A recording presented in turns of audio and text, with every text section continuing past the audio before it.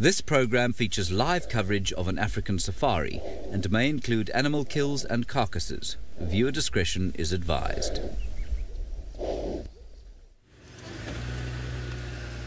A very, very good morning and welcome to the beginning of the morning safari. I am Sydney Fumulan Mikosi and I'm traveling with Senzo, who is my camera operator. We are going to try by all means this morning to try and find some lions. That is my most target for this morning. And for your questions and comments, you can follow us on Twitter, #SafariLive. You can also follow us on YouTube chat stream. So the weather this morning is perfect. It's not hot at the moment and it's not windy. It's perfect for doing some trekking. We might be lucky with some of these lions. So I've just seen the fresh tracks just now for the lion group. Not too sure if it's the lions that has been spotted yesterday or maybe it's another pride or another coalition.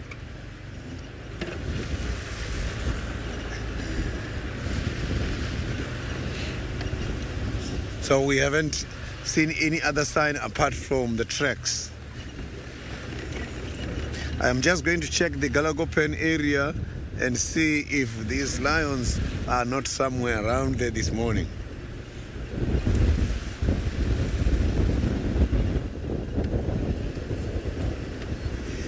The side of Galagopen is windy. Maybe I was protected from wind from where I am driving from at the moment because of a lot of trees, but here I can feel that it's windy a little bit. So now let's go to one of my colleagues who is lucky with the elephant so far.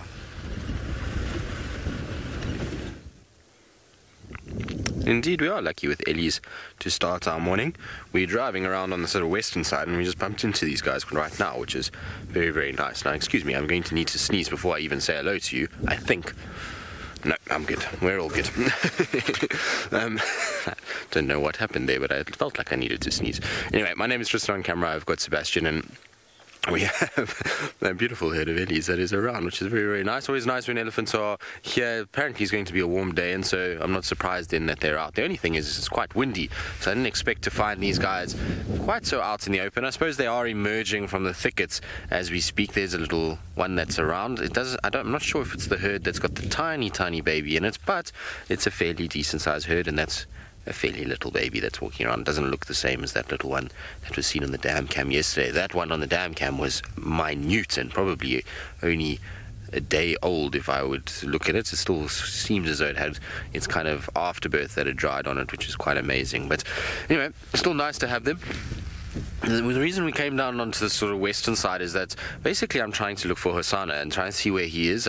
We had a very sad thought yesterday that out of all the TV shows that we've done, and we have done many TV shows lately, in fact, we have done, and this would have been the 8th one over the course of the last few months, was the first time that little Hosanna hadn't made an appearance for the TV show. So I'm going to make it a mission to try and find him today. That's what I want to do. If I don't have any luck with him, then I'm going to go back to where we lost Klalamba last night and see if maybe Tandi's tracks came back and if she's not around. So that's my plan for the morning. But we will indulge in the elephants first before we decide to do any spotty work and try and go and track them down. It's also good sometimes just to sit quietly with Ellies in the mornings, because at this time of the day we know that lions will make their kind of last roar, leopards will soar for the last time, and so sometimes being stationary on a high area like this on the western side of quarantine is actually a really good thing, because you're able to hear what's going on. Now, this particular female Ellie is one that is fairly easily recognizable. She's got tusks that kind of curve outwards slightly. I've seen her quite a few times. Difficult to make it out from there, but if she turns her head and faces us, you'll see what I'm talking about. They kind of bend a little bit to out rather than towards her trunk. There comes little one to rejoin mom. Where did you go wandering off to? Anyway, back together again. Cute, isn't it? I think so. I think it's very cute when they kind of walk through. And there was a beautiful color in the sky this morning, and it seems to kind of be waning a little bit. I was hoping we'd keep that color for a little bit longer. But Prince Aneta, what age do Ellies get their tusks? Well, You normally start to see them at about 4 years old. Now, sorry, I've seemed to have sinuses that have developed in the last little bit. Sebastian's got it, and so does Jamie. You'll hear when Jamie comes out just now that she's also battling this morning. So I don't know what it is up at Inga's that's causing this. Oh, look at that, Sebastian. Isn't that pretty? Let's get those two trees to be the archway. There we go, look at that. Isn't that a spectacular view? I was saying there's a bit of color in the sky, and that's what I was talking about. So we're going to use those trees as a kind of archway for the sun to rise. But absolutely spectacular. Now, as the saying goes, red sky in the morning, sailors take warning. Apparently we're supposed to get rain again tomorrow, so we might as well enjoy the sunshine while we can, and enjoy the fact that we've got beautiful kind of glorious ball of fiery gas that is coming up over the eastern horizon, because otherwise we would be probably quite cold at this point, given that the wind is fairly cold. Now, I'm wondering what kind of rain we're going to get, if we're going to get cold front again. If it's windy like it is today, then I think we're going to get a frontal kind of system. Hopefully it doesn't stay windy like this and the wind drops, and then it'll be a beautiful day by this afternoon. But you can just see the trees rustling ever so slightly as that sun rises. It's nice that there's a little bit of cloud as well. I always like when you get these kind of sunrises with cloud, because they typically give you a lot more color than just a sort of flat sky. So it's always very, very nice, particularly if you've got a lot of wind, because the cloud gets almost stretched out, if you want to call it that, and they become quite wispy, and so you get lots more color in each of the little sections of the cloud than you would if it was just a normal sort of clear sky. Isn't that pretty though with the trees? I think so. The trees have created a nice little archway for us to kind of focus in on the sun and just see. It's amazing how fast sun rises. It's incredible to watch. You always think to yourself, well, it will take a bit of time to get up, but you can see in the short time that we've been watching it, it's almost gone from not being there to being over the horizon. I think it's going to break the horizon in the next, let's see, 10 seconds. Am I going to be right? Oof, almost. I think we'll miss it by 1 or 2, but anyway, still very cool. Now, our Ellies are getting away from us. They're moving, so let's quickly try to catch up with them.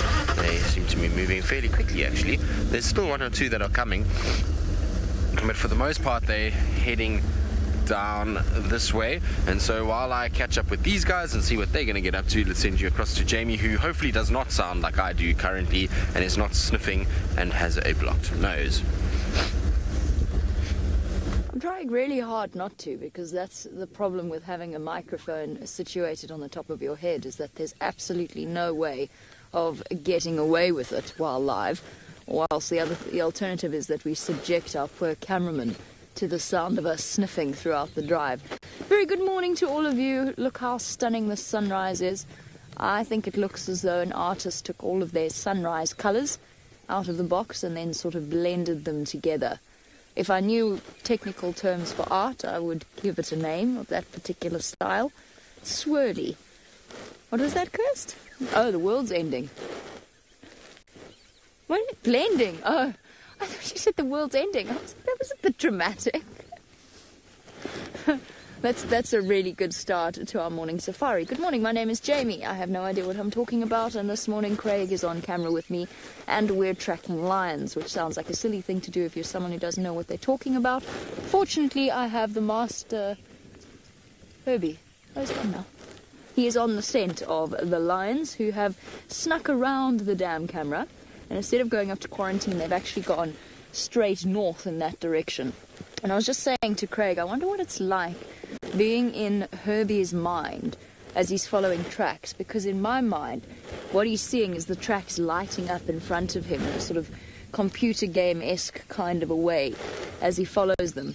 It's a skill that requires hours and hours worth of perfecting, and it's basically a lifetime's dedication. So while I can see a track, I think I can see a track over here as they walked down the hill underneath Herbie's feet. Here we go.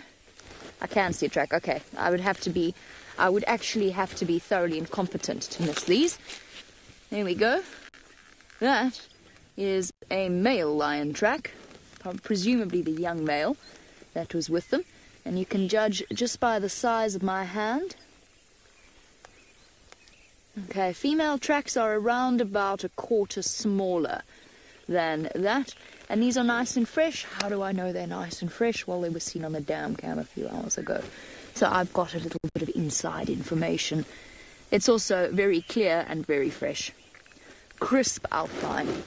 And while we go searching for the lions on foot, let's go across to Tristan, who's enjoying elephants from the safety of the vehicle.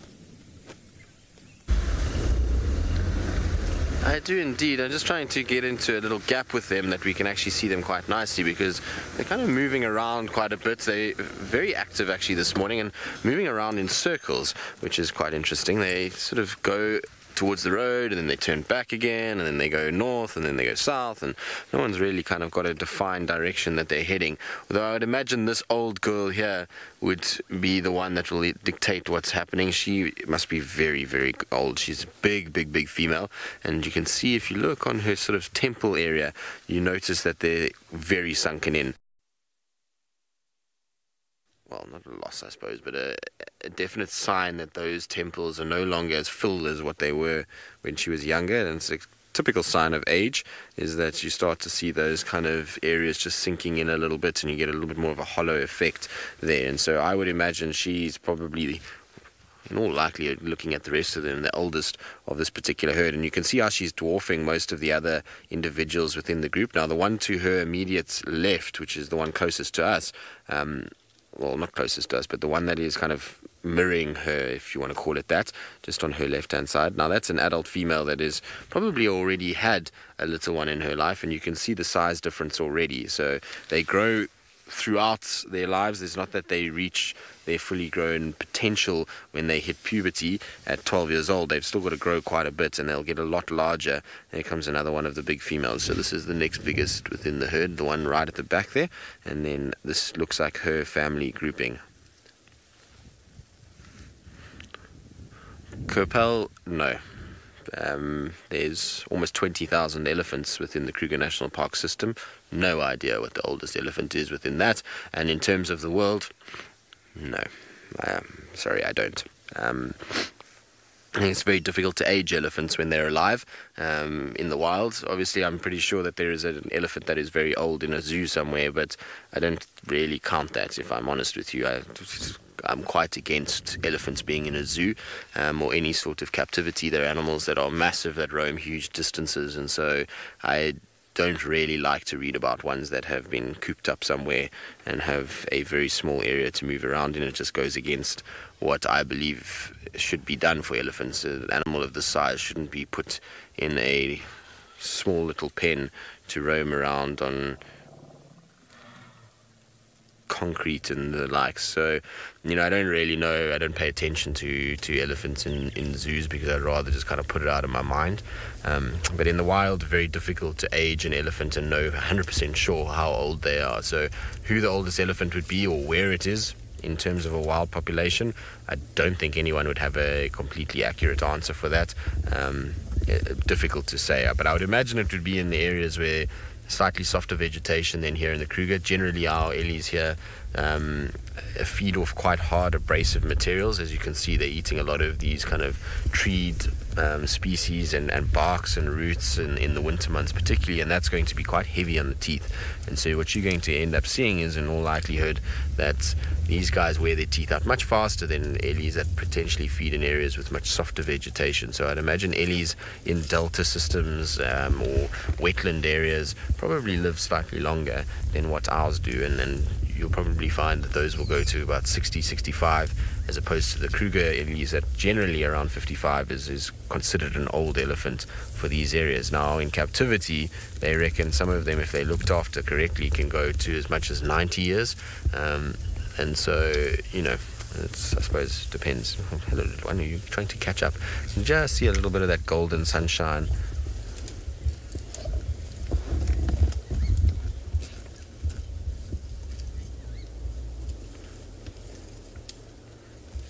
Now, I'm not sure that's correct, Kirst. That doesn't sound correct to me at all. So apparently Sateo in Tsavo East National Park is lived to 46, and that's the oldest elephant. I don't believe that for 1 second. That is the oldest elephant ever recorded within a national park system in the wild. I'm not believing it at all. I don't think. I don't know why. I mean, most of the ellies that we can see, 46 would be considered fairly young. So I'm pretty sure there's an error there somewhere. I would like to, I don't know, maybe I'm wrong completely, but I would be very surprised if 46 is considered the oldest elephant ever to have been seen to have been in the wild. Could be wrong, like I say. I don't know, but I somehow feel like that doesn't really ring true. I would like to know how they've also come to that conclusion that 46 years of age is the oldest. I would like to know, kind of from Botswana and Zambia and all the likes, what are the ages of all their oldest elephants.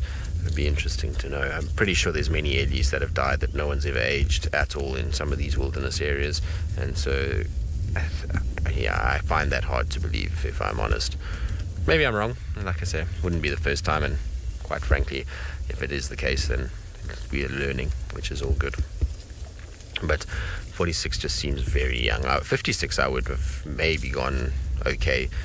I would have thought that the oldest in the wild would have gone to closer to 60 than to, a low figure like 46. And I've even heard of bulls in Kruger that have been found that have been thought to be older than that. I suppose maybe it's a difficult thing to actually accurately age them. I know teeth are obviously a part of it, but I suppose teeth wear differently in different places, and as do body sizes and tusk lengths, and so I wonder how they get an accurate age. Maybe that particular elephant was seen being born and had a distinctive marker that everybody kind of knew who it was, but I find it intriguing, to be honest. Now, our ellies are slowly kind of drifting towards the road. As you can see, they've come closer. There's this beautiful light that's on them at the moment. It's kind of this gold morning light, and all the ellies have kind of bathed in it at the moment. It's really very, very pretty, and where they're heading is off towards kind of quarantine side, so they're heading towards where Jamie and Herbie are, which, if they stand still, will probably get them coming along.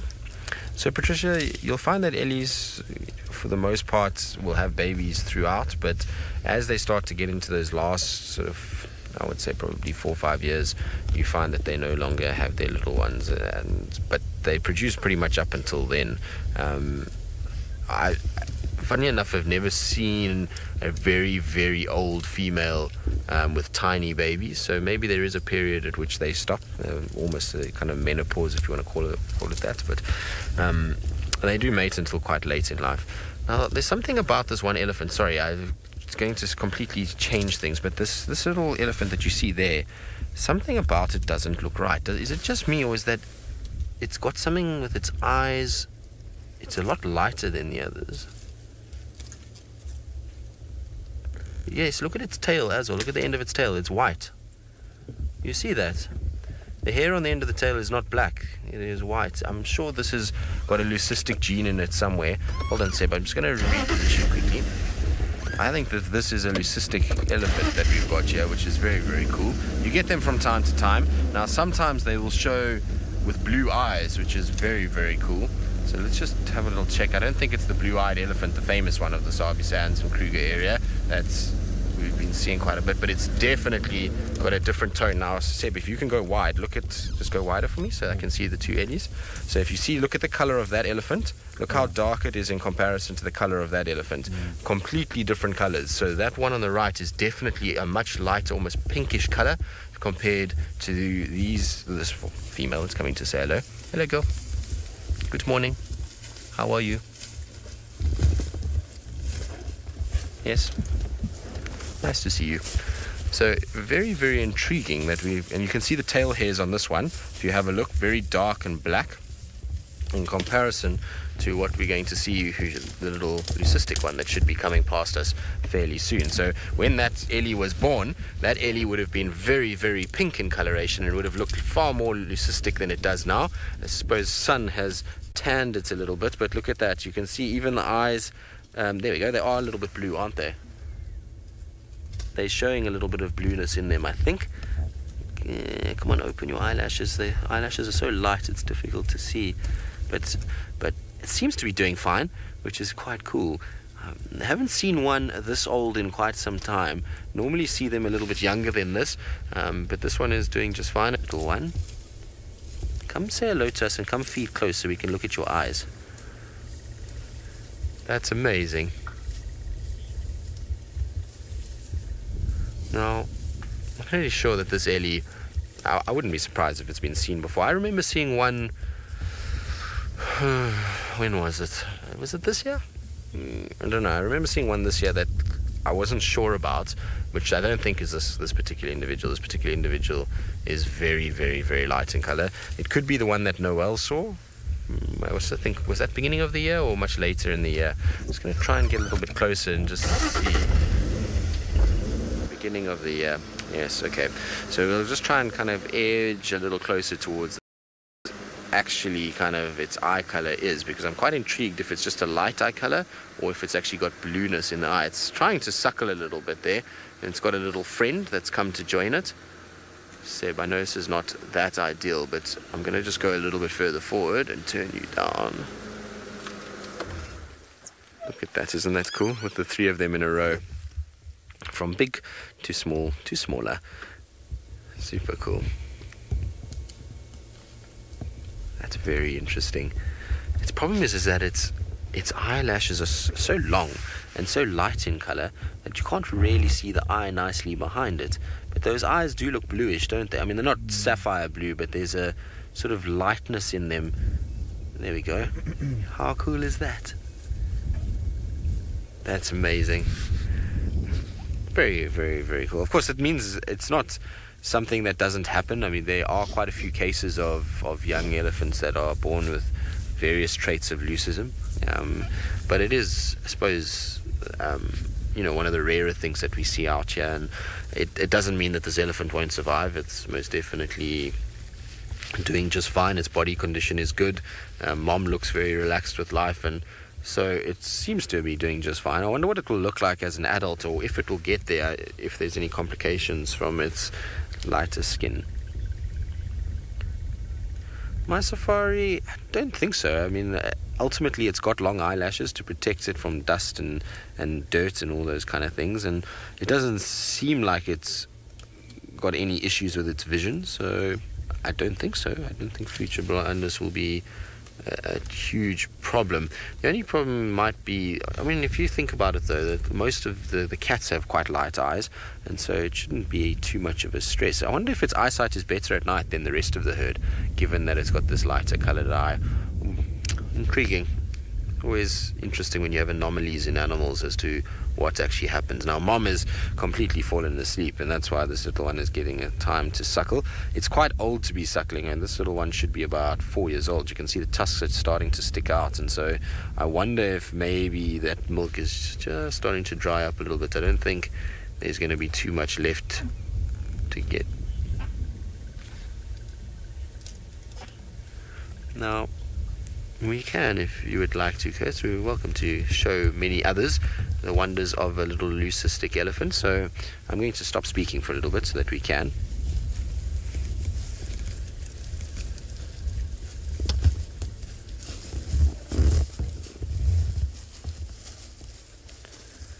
Well, good morning and welcome to the northeastern corner of South Africa. It is a beautiful morning, and we have a very, very special little elephant that is walking right past us. My name is Tristan, and on camera I've got Sebastian, and we are coming to you live, which means that I would like for you to post any questions or comments you have in the comment section below. But this little Ellie, now when you see it walking down the road, it looks like just a normal elephant, but I want you to look at its tail.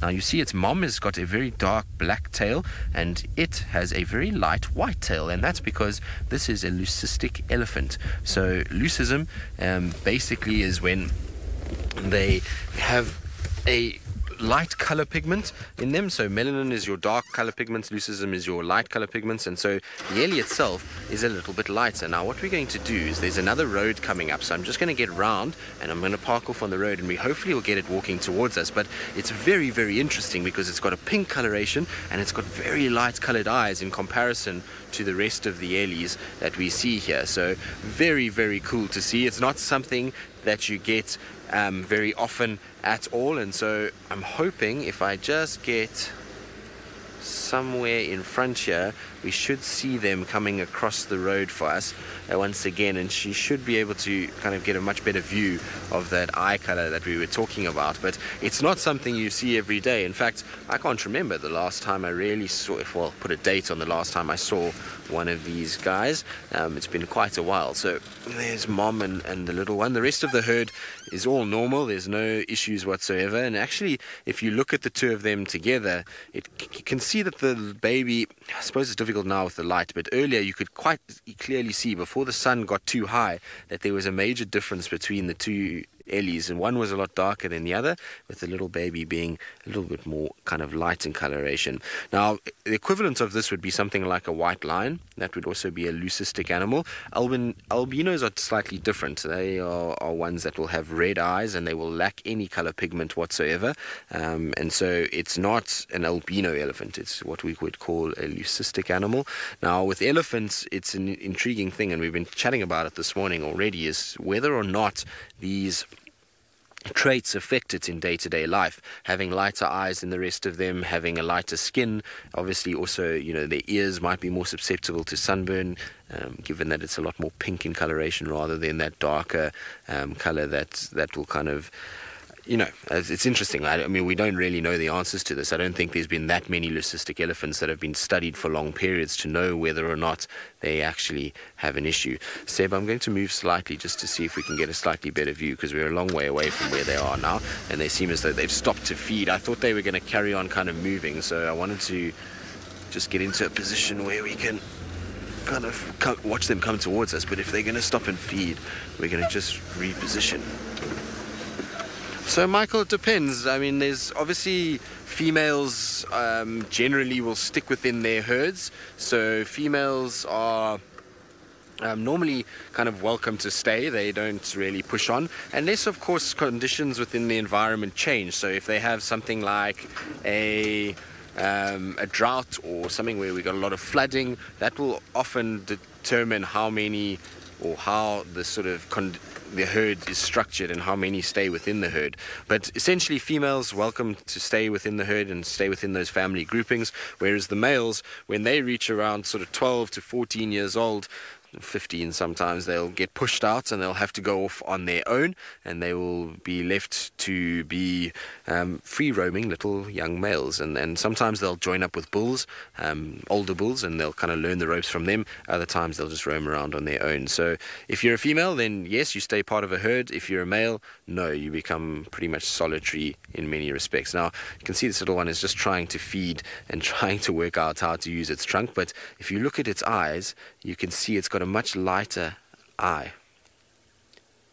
Now, sorry, Chris, if you can just repeat the question. I got the name.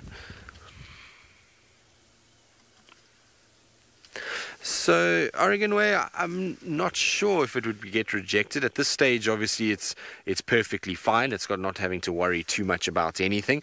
The family unit has accepted it. If it is a little female, which is really tricky to tell at this age, it's not easy. Their head has not developed correctly yet. When you try and sex elephants, normally what you'll use is their head structure more than anything else. So they get a very angular forehead. That's a female. Very rounded forehead is a male. So it's difficult. I haven't really looked, to be honest, to see if it is a boy or a girl. You kind of got to look between their legs, which is also quite tricky because male elephants have internal testes, and so they don't show like a lot of other mammals. But it depends, I suppose. If it's a male, it would be intriguing. I wonder what its mating chances will be if it gets to one of those big boys. I suppose if physically it's in good condition and it's got a good set of tusks and it's able to dominate the other males, then I don't see why it wouldn't mate, or I don't think it would be shunned just because of its eye color and the fact that it's got a slightly different colored tail. I think it would be absolutely okay. It seems to be fine. Like I said, its body condition is good. It's not like it's skinny. It doesn't look like it doesn't know what's going on. You can see it's going to town on that tree and breaking off all kinds of branches at the moment, and so it seems to be absolutely fine. I've seen a lot of the other little ones within this herd interacting with it as well, so it seems as though all is good and that this this one should be just fine to grow up, and I would really like to see it as an adult because I think it would be a beautiful animal with those lighter colored eyes. It's very interesting that it's got such kind of bluish toned eyes as opposed to the normal amber, and this is a nice view of inside its mouth too. Anyway, it was a little something that we thought we'd show all of you. It's a rare occurrence. It's not something we see every day. There's very, very few leucistic elephants out there, so I hope that you enjoyed that. If anything does develop and we see anything else happening, we certainly will go live once again. But remember, you can see what these ellies get up to if you Google SafariLive, and you can carry on watching for the rest of the morning as we go about our morning's work here in Africa. From Seb and myself, it's been an absolute pleasure. We'll see you all next time.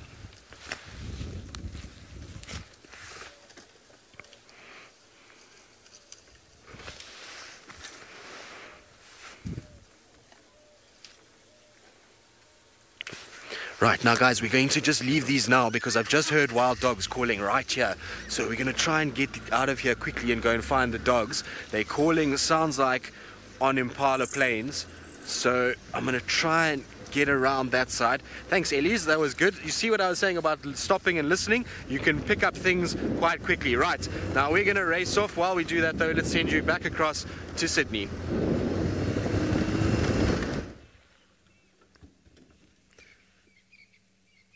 I am still looking for these cats here. I just saw something there. Saw something, not too sure what it is. I saw something walking somewhere there. I can still see it.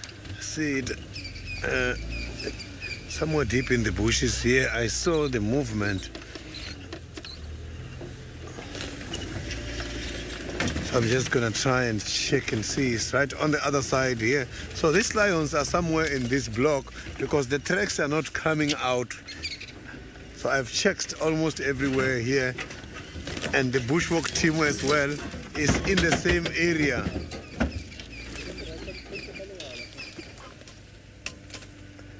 Yeah, I can even hear some of the francolins are making some noise, but those are not the warning calls.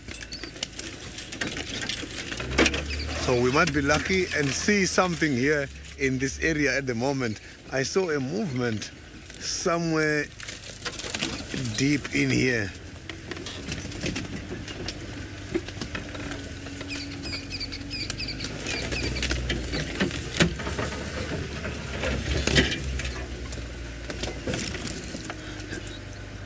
So now let's go back to Jamie.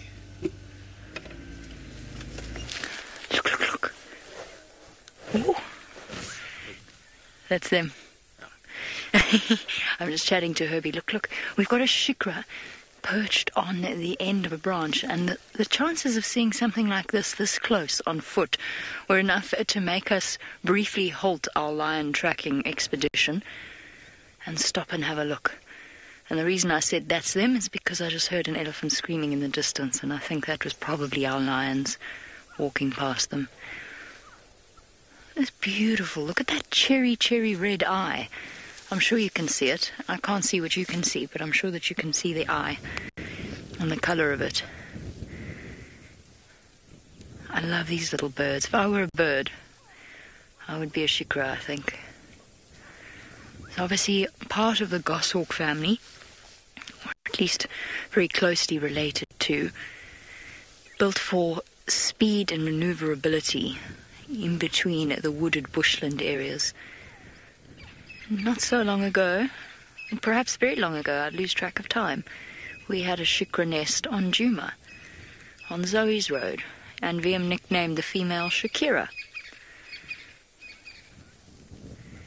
Unfortunately, I don't think they ever actually laid any eggs in it. We watched them build it, but they didn't lay any eggs. It was in a marula tree and had this sort of typical standard messy build of a raptor nest. Awesome. Tracy says that this is a new one for her list. That is marvelous. Tracy, what are you on? How many birds have you added to your list? That's one of the things that we encourage our viewers to do, is to keep a list of birds that they've seen on our live drive. The rules are flexible. If you want to count birds that you've heard rather than seen, that's okay. If you only want to count birds that we managed to get on camera, well, that's also okay. And some of our viewers have lists So some of our viewers have lists over 300. Tracy herself has 85, which I think is considerably impressive. I'm suitably impressed because I stopped keeping track of my bird list here at 3, much like Chitty Chatty Meg. The two of us have that in common. It's not that I don't like birds, I just kept forgetting.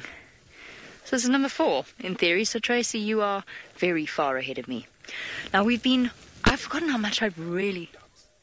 Listen, dogs. All dogs, that's a cut line. Ooh, All ooh, dogs, ooh. that's a cut line in line. Hey, let's go. We might run into lions, but let's go run into dogs instead. I'm excited. Oh, I have not seen dogs properly in ages. I was so happy for Toli yesterday in the Mara because he had wild dogs for the very first time. Herbie leading the charge. I was going to say that I love this area and that tracking these lions evoked some feelings of reminiscing on tracking very fresh lion tracks in the past. But I will tell you about that in a bit. I can tell you that story later. Oh, how fast can we walk? Faster than dogs? No. But we're going to try. They might just run towards us. Poor Lauren has a dislocated toe. She's on walk. Sorry, Lauren. Must be a big pack. Apparently you can hear them from the dam cam, which suggests it's quite a large pack. They're just somewhere here in this valley. Ooh, it would be so exciting. We're basically doing a mad sprint, which is almost impossible for Craig while live. But the only thing that's faster than our walk right now is Tristan's driving, and poor Lauren with her dislocated toe hobbling behind. David said it's Ferrari Safari on foot. It is, especially considering I've got a blocked nose, so I'm properly mouth breathing today.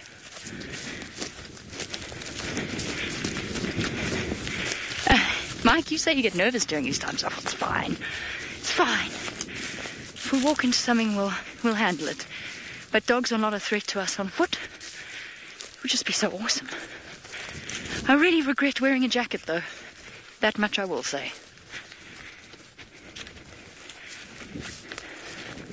We're so close. I've never seen Herbie's face light up like that. The excitement was overwhelming. Come on, Tristan, it's a race. The people on foot or the people in a car?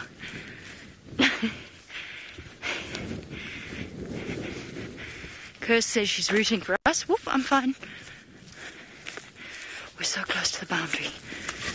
Oh, please don't cross. No wonder the Ellies were so upset. Oh dear, I can see the boundary from here. That doesn't mean... The thing about dogs, though, the pack could be split, and they could be running backwards and forwards between different groups. No, not dogs. Now, I'm sure that you're enjoying listening to me pant as we gallop after Herbie, but let's go find out if Trista's managed to beat us to it.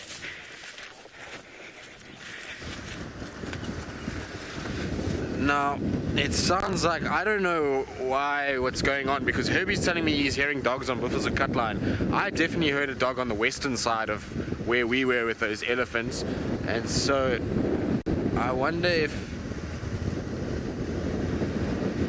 there's not separated and they're actually calling each other, and we have heard two different wild dogs, because I believe some of you are hearing it on the dam cam as well. So I'm actually not sure which way to go at this stage.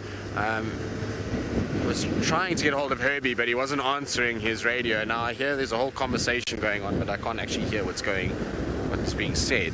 But anyway, we'll figure it out. I'm going to try and kind of find where they are, but there's definitely dogs calling. I'm trying to listen.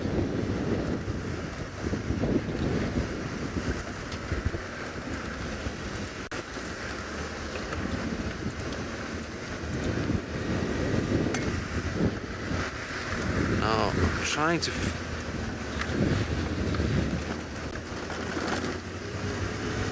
Now, it sounds like Herbie's saying that he's got the tracks his side, which is a good thing, but I'm still think that there's another dog, but I don't know where exactly where he is at the moment.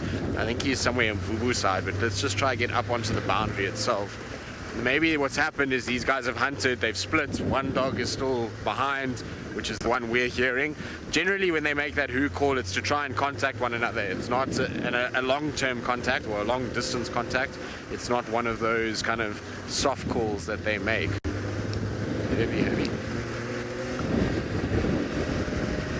Maybe it's just my radio that Herbie doesn't want to talk to me because he's on the radio, but he's not answering yet. Herbie.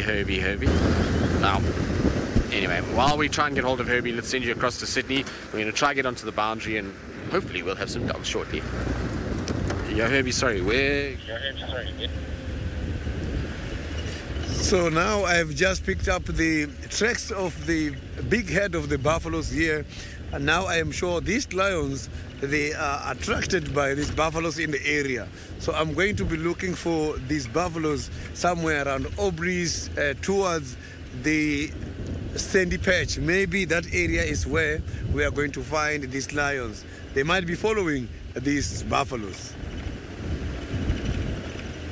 So that's why the tracks are not coming back to the road. So they are following these buffaloes deep in the bushes.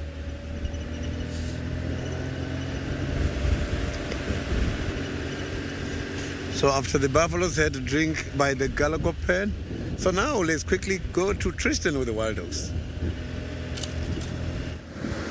Well, indeed, we've managed to find the dogs, which is good news. So they were a little bit further to the west than we all anticipated. Now it's 2 dogs that we've got here. Following them where they're going is going to be what is termed a absolute nightmare. So I'm pretty sure we're going to just get a small glimpse of them. If they head any further inside here, we're going to really struggle to keep up with them at all. Now, Seb, you try to keep an eye on them while I find a spot to actually get in here, because they're running along a drainage line, which is one that is not friendly at all. So here we go. I'm going to try to get in.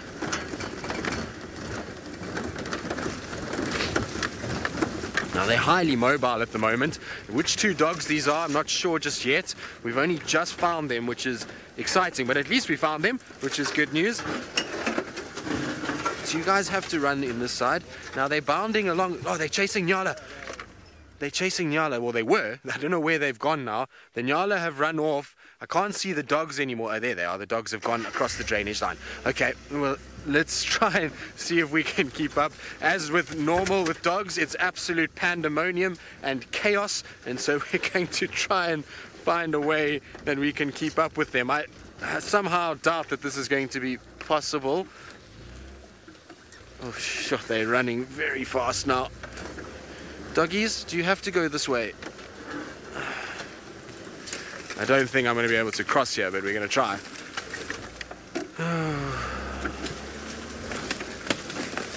Oh, no, we've already lost these dogs, I'm afraid. It's not going to be... I don't think we're going to be able to cross here at all, which is a bit of a problem. This is exactly what I was hoping they wouldn't do. Right, now I'm going to try and kind of get round and try and see if I can catch up with them. It's going to be very tricky to cross this area, and so while I do that, let's send you back across to Jamie. Get round where, Tristan? Get round where? Which direction? We've got all the way to the northern boundary. Tristan found them about 200 meters away from where we're standing right now, and I assume he's going southeast back towards Gallagher Pan. I don't think we can... There's no way we'll be able to sprint all the way back down there and actually actively catch up with them. We could try. I wish Tristan had come this way, though, because then I could have given him my jacket. The interesting thing is I haven't seen the tracks of the lions crossing. So there's a possibility that in our mad sprint up in this direction, or north in this direction, we actually walked past them. Power walked. I'm just trying to listen for where Tristan's going. I assume he's talking to Herbie. I mean, you know, let's face it, being on foot is not exactly is not exactly the best way of trying to catch up with dogs, let's be honest. But when it does happen, when you do get to see them on foot, it is truly special. And it's been so long since I've had that experience. I was so tempted to chase it. And they were calling so close. If they'd come this way, we would have seen them. Just a little bit this way.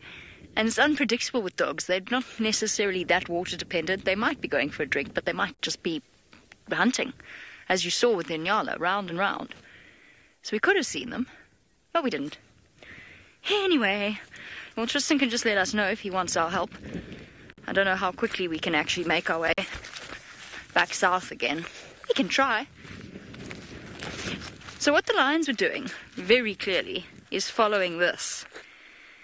So all around here, actually doesn't matter which one we look at, we've got the tracks of a buffalo herd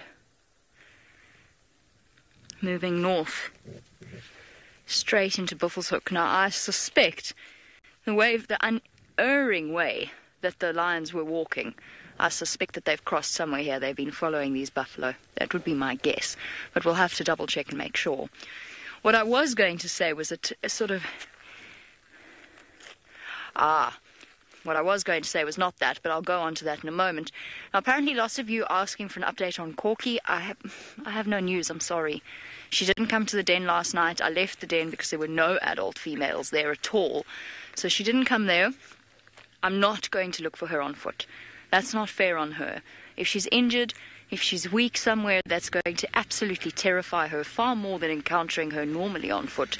And hyenas at the best of times. There's orbs. The hyenas at the best of times don't like people on foot, especially during the day.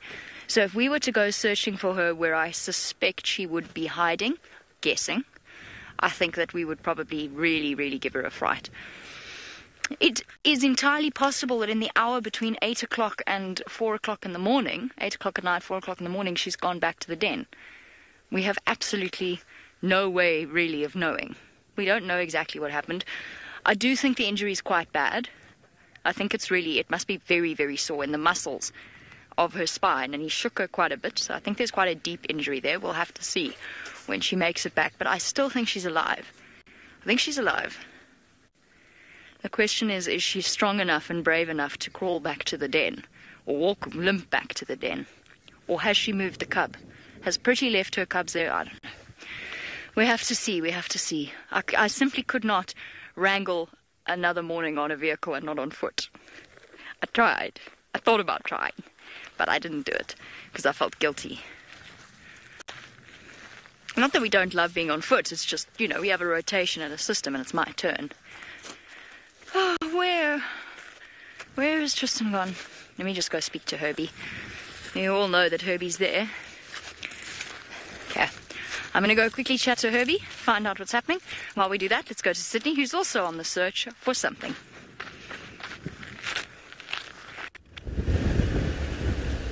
So I am still on the search now. I am just by the sandy patch where I'm just seeing quite a lot of elephant tracks here. On top of all the tracks for this morning is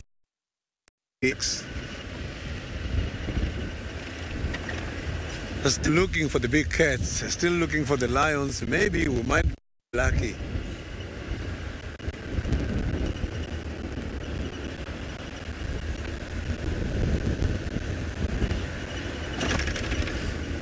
So here by the sandy patch area is much more open. But the weather is cold at the moment. So the cold weather is good for these animals to be active. I don't think the lions are going to rest early as now.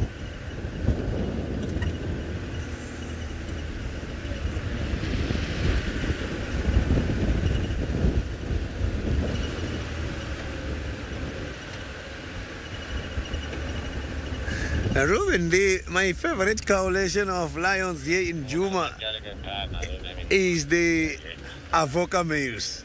So the Avoca males with their big mane and their loud roar makes me feel that I am in the African bush.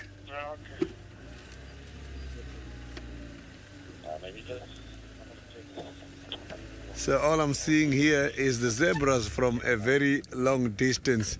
No lions yet. So you can see the zebras are now approaching the Sydney's Dam area. No water by Sydney's Dam, I think, at the moment. So it means the zebras are just moving to the grazing areas at the moment.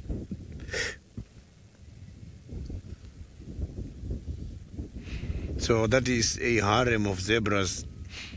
So it's led by one dominant stallion with a mare. Sometimes you can also have the colt youngsters there, young male. So the one walking in the middle you can see is still young. So a baby zebra is called a foal. It's quite a very small family. Oh, there's more still coming at the back.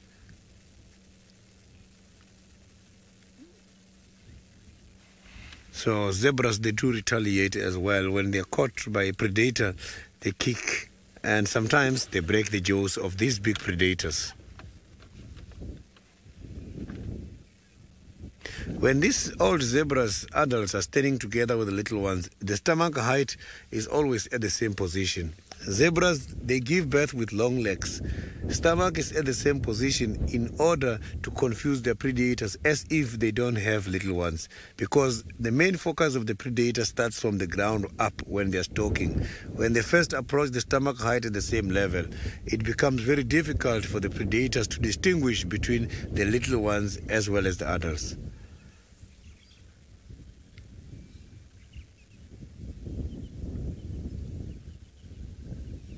So these are one of those animals with a better eyesight.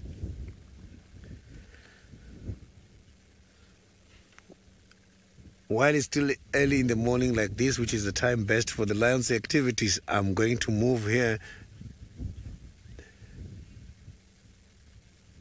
And Niconico, some of the animals, they do get flu, like birds, they do have flu, but the big animals, I haven't seen any of them having those kind of problems. Yes, animals, they do get cold. So that's why you can see them changing, raising their hairs all the time. And they need to eat a lot in order to overcome the challenges to do with the cold weather. So you mustn't forget that the animals, the 90% of their diet is converted into heat energy, which then helps them in order to survive cold. That is why the mammals are not part of the reptiles. Reptiles, they rely on the radiant energy from the sun for their survival because they don't convert 90% into heat energy.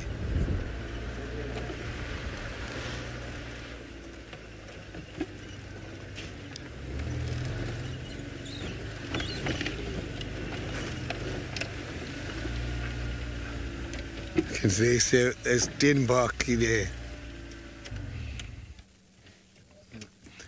So the steenbok is still very much relaxed, and where the steenbok is lying down at the moment, there is a very nice availability of the sun. So the male carry horns, the females don't carry horns. You can see the hairs are raised by the neck. It's telling you about the weather. When the weather is nice and warm is when you will see the hairs flat.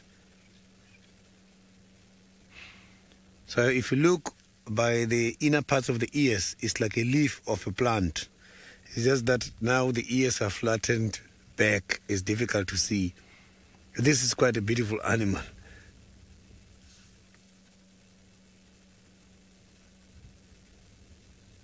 So the steenbok is...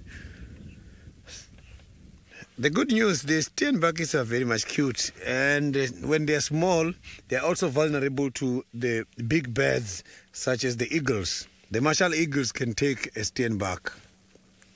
So those are some of the big predators which can easily get disappeared with a steenbok of this size or a small size.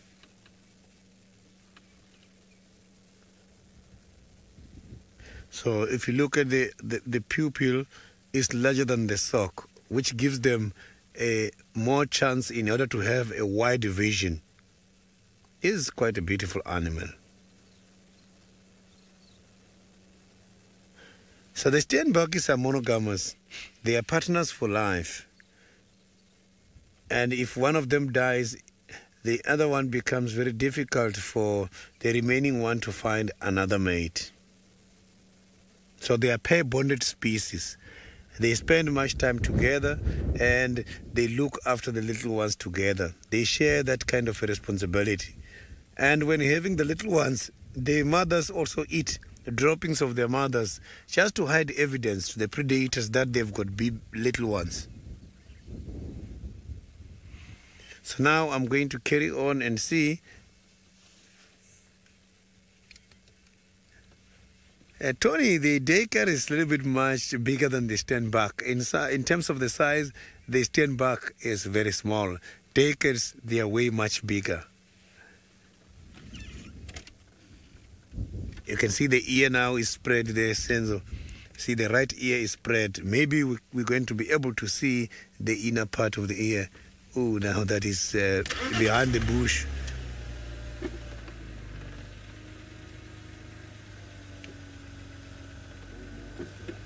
So you can see, because the hairs are raised by the ears, you cannot easily see the stripes. They've got some stripes drawn like the leaf of a plant with the alternate arrangements. You can see there, you can just see those black markings there. When the condition is nice and warm, you can easily see the drawings. There's like black drawings there drawing a leaf. Okay, now I am going to carry on and see if we can find any of those fresh tracks and keep following.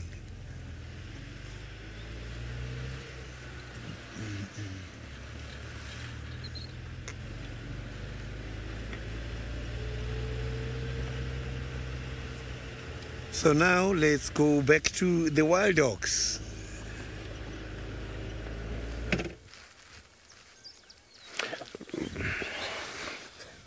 Really? Where?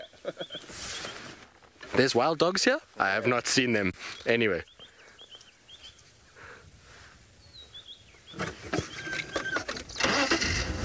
Right, now apparently Aubrey's got tracks. Sorry, Aubs, just confirm going south towards quarantine. Okay, copy. Right, let's go on a joyful ride again. You ready? Let's carry on and see if we can find them. I was hoping they were going to come to Gallego Pan, but it seems like they just bypassed Gallego Pan and went straight towards quarantine.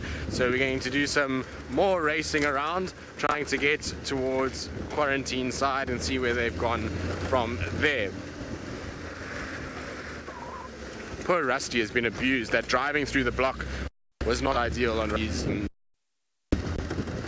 Rusty's work. It's supposed to be looking after it, but well, it's wild dogs, what can we do? Anyway, nice to see them, very, very cool. I don't know if anyone actually got a decent enough view of them to help us with an idea onto which wild dogs this is. I wonder if it's not the two that have been seen around the park recently. If anyone did get a shot of the tails of both of them, which is probably more what we saw than anything else, the tails have, if it's the one dog, it will have a big broad black band on the tail, and that would be then one of the two that's been seen moving around the reserve of late on their own. So we're going to try and kind of figure out if we can find the rest of them, or if it's a bigger pack, or what's actually going on.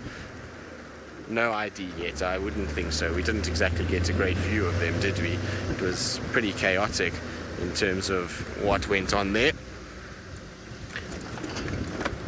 Leucistic elephants and wild dogs. It's a morning for rarity. Now we just need the bushwalk team to find us a pangolin and we're all set. Now, Kirst, nothing on the dam cam. You keep glancing. Well, as long as you're glancing, Kirsty, that's important, Kirsty, that's important. We need a glancer in our midst, our team. The dam cam is obviously a vital tool for us to be able to find things. Now, the problem with wild dogs is that their movement is sporadic and very kind of all over the place. It's not easy to predict which way they're going to go, particularly if you've got two wild dogs. I mean, if they have separated from a pack, they could go in 40 directions, or they could go, you know, south, north, east, west. It doesn't really kind of have a defined direction. If we looked at those dogs, they were going highly mobile south, but there was also dogs from the west. Herbie had dogs going on the east, and apparently there's a giraffe drink that doesn't look very stressed. Okay, well, let's go down Twin Dams Road anyway. We're going to head down Twin Dams in the hope that we kind of bump into them again. The problem is that, in all honesty, is even if we find these things, keeping up with them, unless they start to kill something and they go down, keeping up with them is going to be nothing short of a miracle. They're so tricky when they run at that speed. You can see we were doing, I don't know, probably 20 kilometers an hour through those blocks there, or 30 kilometers, which is fast driving off-road and is risking serious damage, and we were not able to keep up at all. Hello, giraffe. Sorry, we're not going to stop for you right now. Should we not find the wild dogs, we will come back. Giraffe's looking at us to say, what are you doing? Right, now I'm going to keep going kind of south on Twin Dams. Hopefully they pop out here. While we do that though, let's send you, I think, back to the bushwalk team and see what they're going to be doing for the rest of the morning. Sorry, Trist, we were hoping to help you find the dogs, but that definitely didn't work. Then we went to try find the lions, and they've crossed north into Buffalo's Hook. So we've done well this morning. I had a great time, though, chasing things. Now, about a split second before you came to us, Herbie went, "Spiderweb!" and Craig stopped sort of this far away from it. So he came very, very close to walking through the catchment web of a nest of community nest spiders, or community spiders. One of the few social spider species, in fact the only real social spider species here. And it looks as though this lot are quite successful, judging by the number of exoskeletons that I can see in this giant ball of... It doesn't really help that the wind is blowing. Poor Craig, having to try and keep it in shot. Jennifer says, nope. Fair enough, Jennifer. So does Lauren. Lauren's not a huge fan of spiders either. I don't mind spiders at all. They really don't bother me, but they bother my brother, which is, I always find fascinating, because it goes to show, I mean, it's a little thing, but it goes to show how different we are when, you know, because we had exactly the same environment, the same upbringing, and he's not an outside person. He doesn't mind the bush, but he's afraid of most things in it. It's just interesting. What if it's just if it's part of who he is, or if it is the fact that there's 8 years age difference between us? I don't know. Fascinating, though. Either way, this would definitely be a nightmare for any arachnophobe, because not only is there one spider, but there's multiple spiders. I'm just very gently touching their catchment web to see if they're going to respond to it, but I don't think they will. Lily, very good point. You say that it's amazing how the web supports such a big nest. It must be very strong. It's not just, I mean, we do know that spider silk is one of the strongest substances in the natural kingdom, and in fact in the entire world. So if you took the support cord of a golden orb spider and you'd folded it up to the thickness of a pencil, which would be very difficult to do because there's not that much of it, but if you were to collect enough and make it into a string, the thickness of a pencil, supposedly you could stop a jumbo jet from taking off just by tying it on and holding it. Well, maybe not you holding it personally, because then you'd just fall down. But you know what I mean. But what they've actually done here is they have used this branch of a guari bush as the basic initial structure point. So they've basically got support posts that stick out. There's twin forks that feed into the massive bolus of the nest itself, and then from there they've utilized various sort of attachment points, whether it's the grass or whether it's the rest of the guari bush or whether it's the ground. Have utilized attachment points to connect their hunting web. Now, I always find it fascinating just how messy their webs are. They're not neat spiders. I actually don't think that this web is active. I'm just touching around the entrance. Sometimes you can get them to come out. They must be estivating. I think they're estivating. I'm not sure if they estivate, actually, come to think of it. Sally, you want to know how social spiders are? They're not social at all, except for this particular species. So this species lives together in a communal nest. They go out and they collect food. They bring it back to the nest. They all partake in a meal, which is very, very unusual. You get lots of social insects, things like termites and ants. Well, not that many social insects, but termites and ants. But when it comes to arachnids, it is an unusual character trait.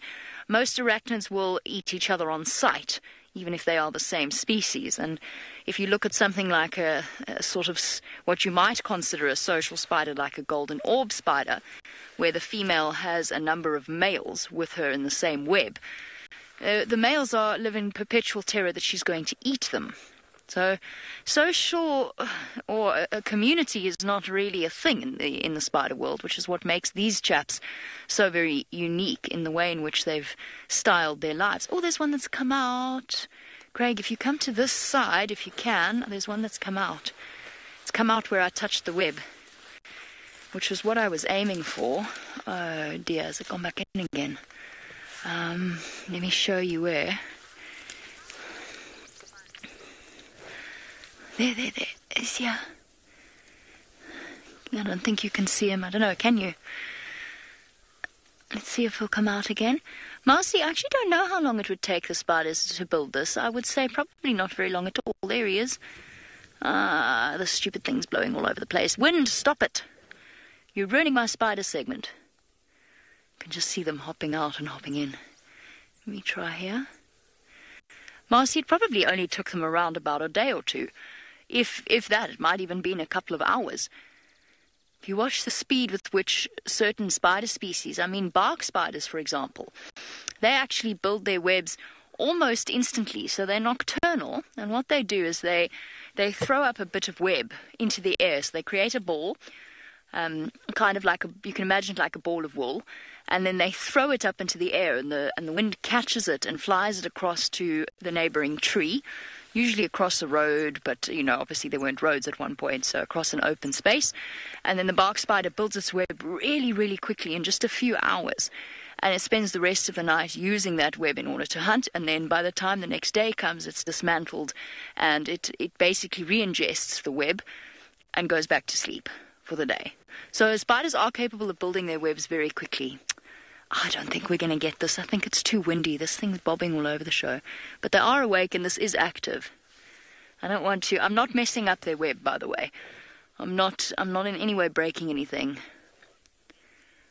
Now, a couple of you are asking what estivating is. It's sort of like hibernating, except during our dry season rather than the cold.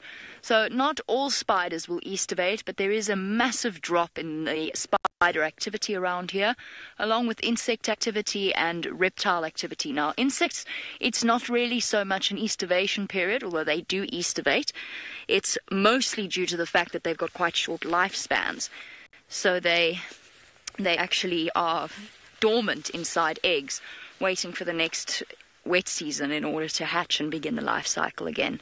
So estivating is it's not quite like hibernation, but it's a very similar concept. Metabolism slows, everything slows down, and the animal kind of goes into a very deep dormancy phase, if I can put it like that. Right, this has been intriguing. On we go. We're going to go and see if we can find some elephants. We failed at the lions. We failed at the wild dogs. Now we're going to go and try and find some elephants for Lauren as well. Okay. Okay.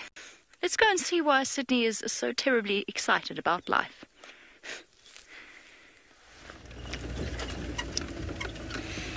I've got a surprise for you this morning. I just got this surprise now. Look at the Duke of Duma at Tingana. This is the Duke of Duma. So you can see he's now moving very slowly. I'm just going to quickly try to get much closer so that we can have a better sighting.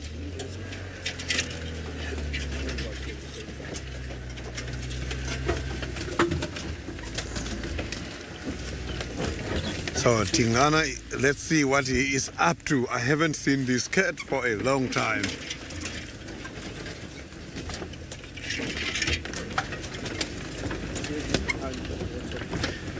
So maybe he was hunting something because he was right on top of the termite mound. And I know Tingana and the warthogs, they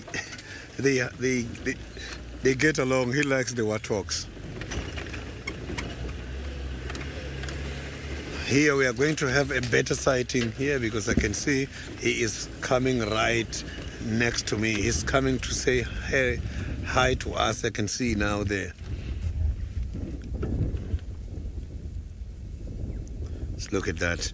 With the morning sun on him, it looks magnificent.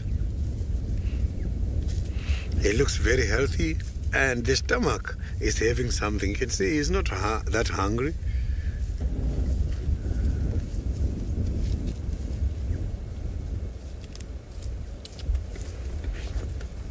This is a lovely sighting. So I'm always happy to see this is my favorite cat in Djuma. So now we can just pull forward so that we can again improve the sighting so that you can see this leopard much better. Thank you very, very much for all the comments about finding the Duke of Djuma.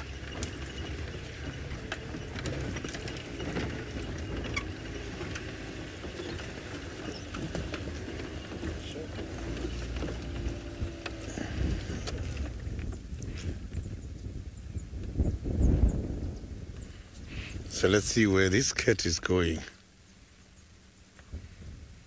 Maybe he's going to rest anytime soon because the sun now is getting warmer.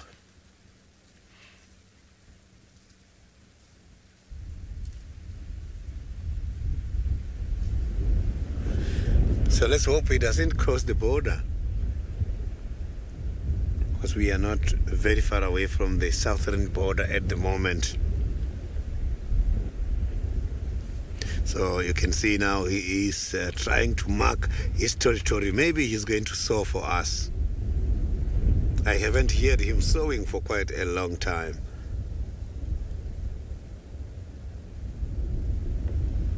Look at that.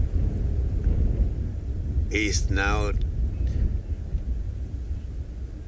indeed looking very healthy. Look at him now, leaving the facial gland on the tree branch there.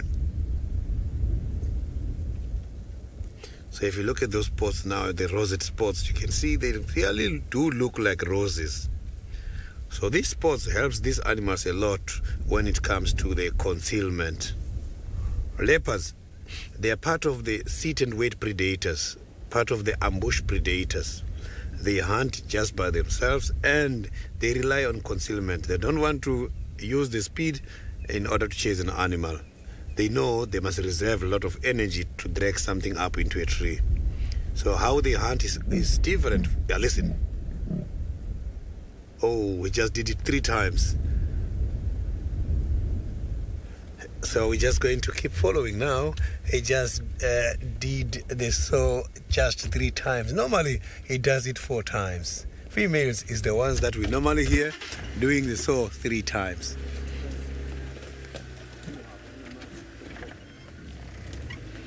Maybe Tingana's going to lead us to a new female. You will never know.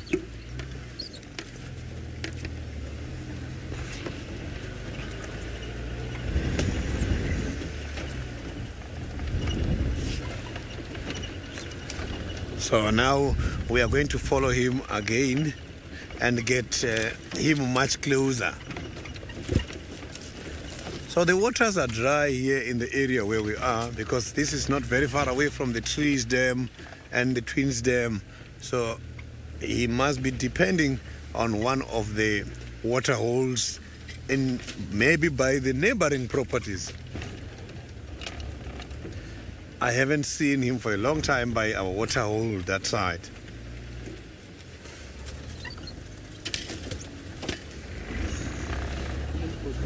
So there is quite a lot of artifact holes here where I am at the moment. So I can see that the artifacts, they are looking for a diet a lot here in this area. So I've got to be very careful, otherwise the camera is going to shake every time.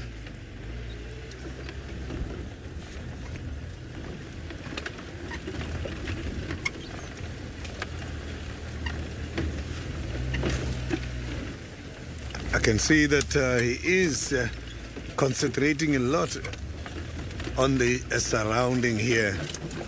Maybe before we got here, something maybe was happening. Maybe he was hunting.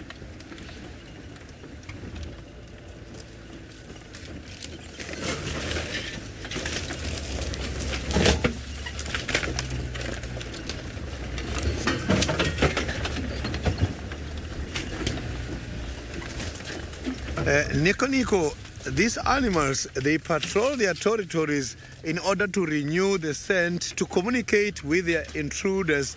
Those who wants to come and challenge them in their territory must have to be warned. Where these animals leave behind the scent is like a bulletin board. The bulletin board which has got all the information about Tingana and his strength.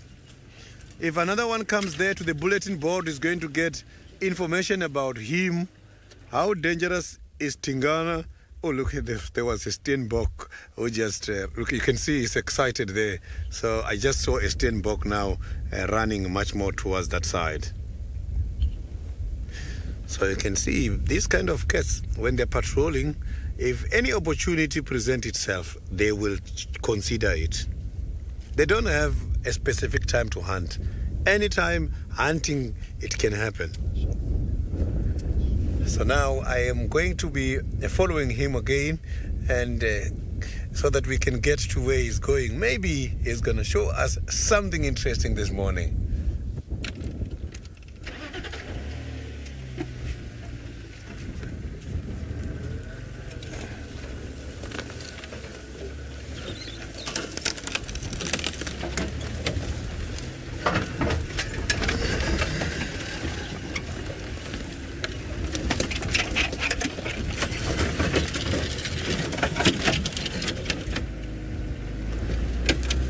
The scent marks can last much longer. Some of the scent marks can go up to 3 months. 3 months, they can still know what the information is all about there. So it's not something that get easily disappeared. It takes time.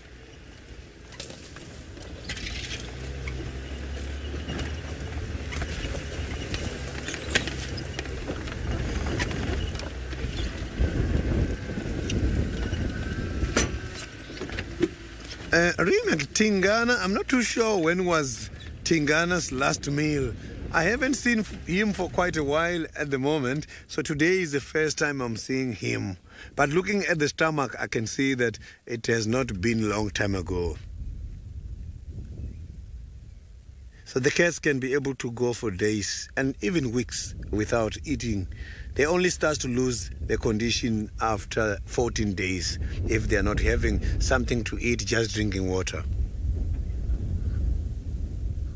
So these animals are well adapted to go for long periods without eating.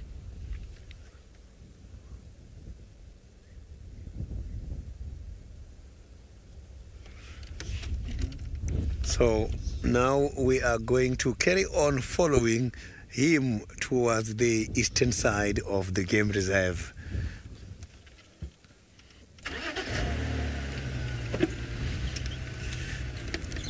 So when it comes to these kind of cats, it's very difficult to tell if they are hunting or not, because like I said, hunting activities, they just happen as the opportunity arises. Now when he's very relaxed walking like this, I can guarantee you now he is not hunting. He's not on a hunting mood.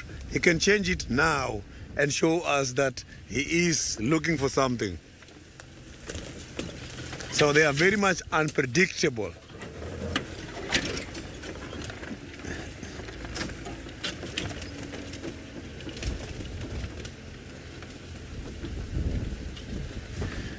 David, when they saw, it does give a warning to the prey animals. So the prey animals, they consider it, and that is where they start to give him a warning call in order to communicate with each other, and also informing different species that he is here, you got to be careful. But when he is doing that, he is doing the sowing in order to communicate with the other males as well as the other females in the area about the direction where he is.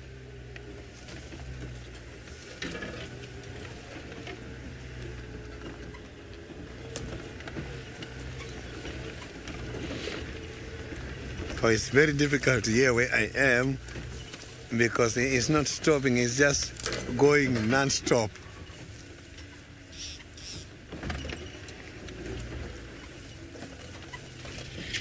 But now I can see him. I can see him nicely here now.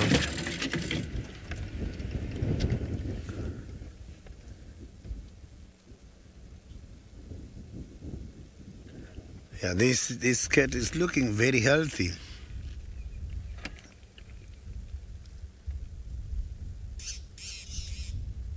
So you can hear the birds are also giving some of the calls about his presence. So there's quite an interesting dependency between these different species. From birds to the antelopes, they warn each other about this kind of big cats. So remember, the leopards also do catch birds. So that's why birds becomes vocal when they come to the area.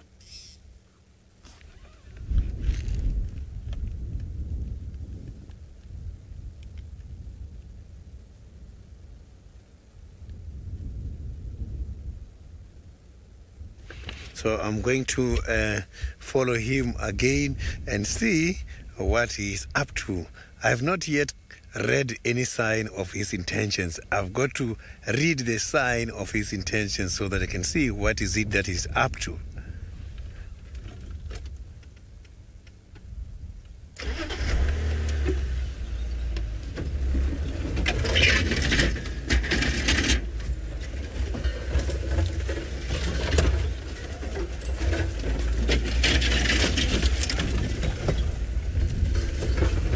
I can see that now he stopped and he is now concentrating on wind direction. So the wind is on his favor. You can see the grasses movement there and he's listening and getting information from that side. Immediately when the wind changed and went to his favor, he stopped and started looking at the direction where the wind is coming from. So now let's go to Jamie on a guided walk. The guided walk indeed, the guided walk in theory to go and find us some elephants. That's the plan at any rate. I'm full of beans this morning. I'm so full of energy. I just want to sprint up and down Juba finding whatever we can. I can only attribute that to having had absolutely no sleep last night. You know when you can't sleep and you know you have to be up? And the more you know you have to be up and the more you count the hours you have left, the more you can't sleep because you're panicking about not being asleep. I had one of those nights. And of course we get up at 4:45, so it was largely inescapable. Right, what am I going to show you? I'm going to show you the tracks of the wild dogs because, I should have done this for Tracking Tuesday. I keep forgetting about that. I don't actually know who takes those photos, but I probably should have done it. Look at this. 1, 2, 3, 4, and quite a small back pad. It's one of the easiest ways to identify that you're dealing with a wild dog and not. The only thing you could really confuse it with is perhaps the back foot of a hyena. But the difference between the front foot and the back foot of a hyena is so disproportionate. So if this is... Let me just smooth out a bit here. If this were a hyena and you were looking at front and back foot, you would be looking at a track about this size for the front foot. Oh, that's a little bit big. That's the biggest hyena that ever did live. Looking at a front foot that's about that size and then a back foot that falls somewhere here that's a lot smaller. Whereas there's not the same disparate size difference in the tracks of a wild dog. So you really would have to get very confused, but in thick sand it's possible because you can't actually see the defined shape. And of course those crescent moon toes, where to draw it? The crescent moon toes, side toes of a hyena that make it so very clear that you're dealing with a hyena. So it's the only thing you could really confuse it with. A jackal is much smaller. A lot of, similar to a wild dog, quite a bit of negative space between the back pad and the toes. So here, you see this mound of sand here? That's what we talk about as negative space. Here, that there. I don't think these are not the easiest tracks to show you wild dog tracks. They're not the clearest tracks we ever did see. The wind's blowing from the north. It's weird. Minamu, yes, wild dogs have lots of predators, potentially. Lions being their biggest threat out here, no. Disease being their biggest threat out here, but lions potentially as well. So lions are their main predator. For the most part, the other predators tend to avoid them or they chase them. So they tend to chase leopards. But a big male leopard, no, actually even a big male leopard will go running up the tree if a big pack of dogs comes at him. It's only really when you've got 1 or 2 dogs that he might feel on more even ground. Hyenas, we know wild dogs attack hyenas. But if you've got a very large clan of hyenas and a very small pack of wild dogs, they might be sort of outmatched in terms of strength, but then they won't be killed, they'll just run away.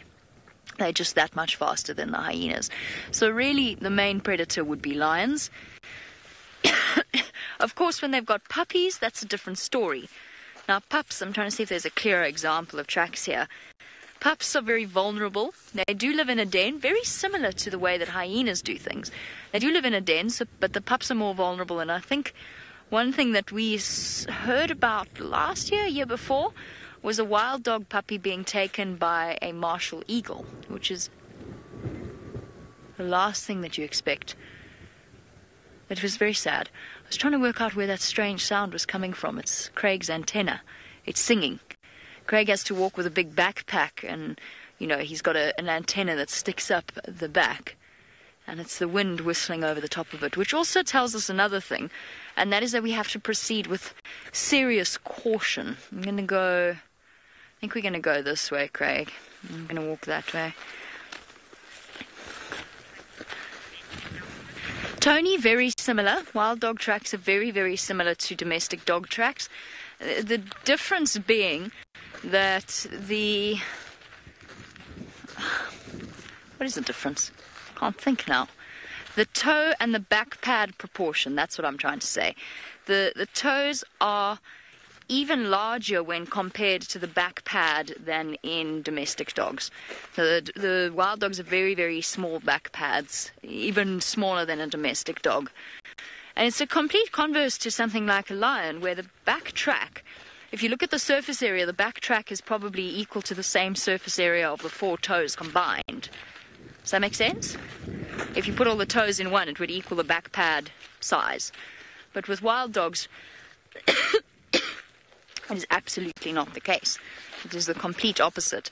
And 1 toe is almost equal to the size of the surface area of the back pad. So there you have it.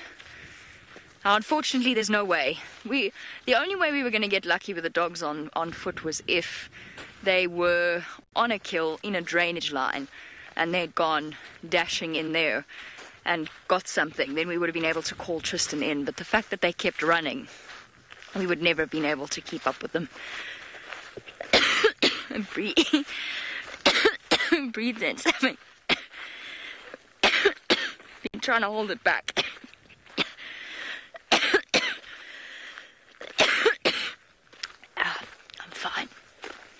I'm fine, thanks. All good.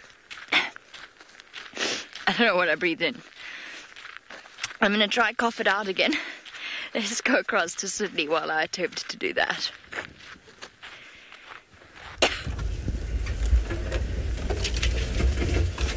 Oh, Tingana is now moving very fast. I can see him there. So I am going to see him again just now. I will meet him just now. He is just walking non-stop.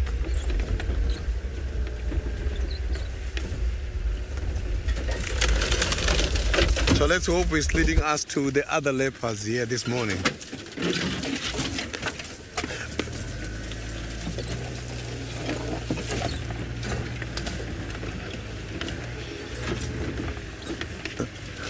So I can see that he is walking very fast behind this termite mound. We will have a better sighting. We are going to see him now.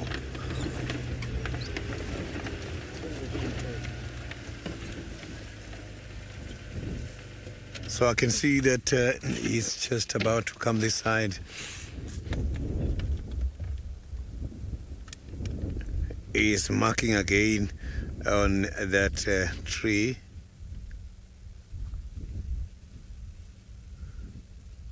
So he's just renewing the scent everywhere. So to be a territorial holder is quite a responsibility, because you must have to go every time and renew the scent. If you don't renew the scent, the other ones might extend their territory into your territory. So once the territory is marked, it cannot be overlapped, because you've got to maintain the boundaries. But if you're not maintaining the boundaries, that is when the other ones are going to extend their territories into your territory. So you can see that this cat is just walking non-stop. I'm going to carry on following again now.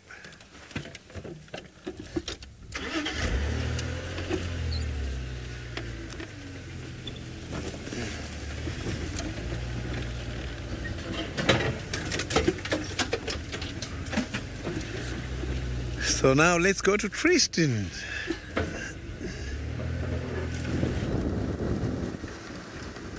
Well, we are now far along inside Torchwood. I'm back to where I had little Columba last night, just wanting to see if I can find any sign of Tundi coming back. Whether or not I find her tracks and not hers, okay, as long as we can see if maybe Tundi returned to this area. Hold on, what's this that's been lying on the road here? No, that's not what we're looking for. Looks like those scrub hairs that were up to no good there. Taking a leaf out of the Nkuhuma and Talamati Mail's book by the looks of things on the road, those tracks. Of course, scrub hairs, as the saying goes, breed like rabbits. No tracks here whatsoever. Now I'm just checking all the termite mounds as well. It's always a good thing to do. Little Kalamba yesterday, when she lost us, she was very clever in the way that she did it. She kind of went straight into this Tambuti thicket, and even if we wanted to follow her, there was absolutely no way we were going to get a car into where she went. We tried for a long time to go round and round and round and try and see what was going on, but alas, we didn't pick up any sign of her at all. So just slowly checking along. Termite mounds would be a good check at this time of the day, anywhere around these kind of general vicinities. Now, of course, if Tundi's been here, well, then we'll know that they've gone and moved away. But if Tundi's no sign of Tundi's tracks, then I would imagine that she must still be in this general section. I wonder if she maybe crossed, because this is where we had her last night. Lexi, we don't know. That's why we're here, is to try and see. It's like I said, if we find tracks, we'll know if Tundi came back. But the last time we saw her, it was just her on her own. So let's see. Now, of course, the problem is I drove around here so much yesterday that I probably squashed any tracks if she did cross the road without me knowing, and that's going to make life a little more tricky, but we'll keep kind of an eye out. So the last time I saw her was right here in front of me, kind of crossing into this Tambuti grove that we see here. Now, during the day, it probably would have been quite easy to follow her and to have seen where she went, but at night it's very tricky to see what's going on. I don't see any tracks for her though coming out. Wonder if she's not lying somewhere. There's a couple mounds inside here that we'll check as well as we go about our business here and try and find her. There's also a few mounds that are inside this block that might be worth checking. You never know. And I say mounds because they like to spend time on mounds, do leopards of that age. As we know, we've seen her on a couple already. It's amazing how different it looks during the day. So much more open than it looked last night. Last night it looked like an impenetrable fortress, but now that I look at it, it doesn't seem all that bad. Little Columba, where did you go? Right. Now, I'm going to keep searching. I'm going to try to see if I can find her. While I do that, though, let's send you back across to Sydney, who, well, doesn't have to search for anything because he's with Tingana.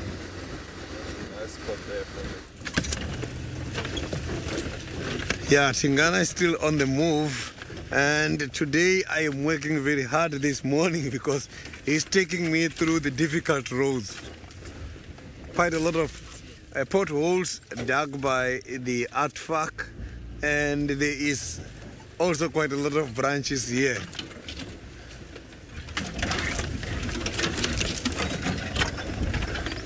But I can see him coming.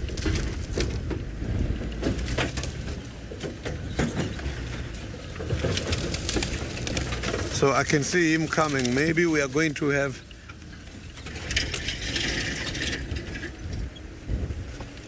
Niconico, the lepers, they don't eat grass in the form of a diet. Yes, they do eat grass like dogs when they are having problems with the endoparasites. The endoparasites are those parasites occurring in the stomach. So they do eat grass in order to get rid of the parasites. So grass serves to them as a medicine to remove the tapeworms. They like to eat green grass. They don't really eat the dry grass. They prefer the green grass. Yeah, there's too much artwork holes here.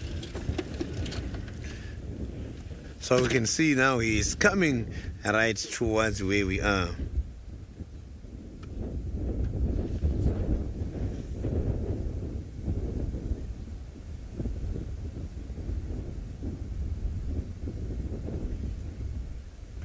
He's not getting tired. He doesn't want to rest now. He wants to get to where he's going first and rest there.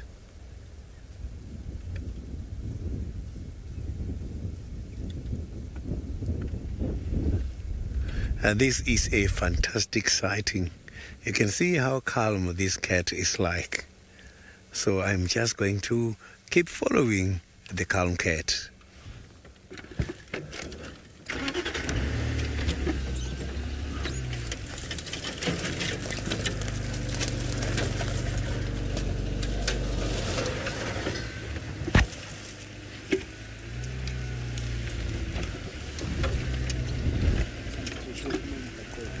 So now he's going to...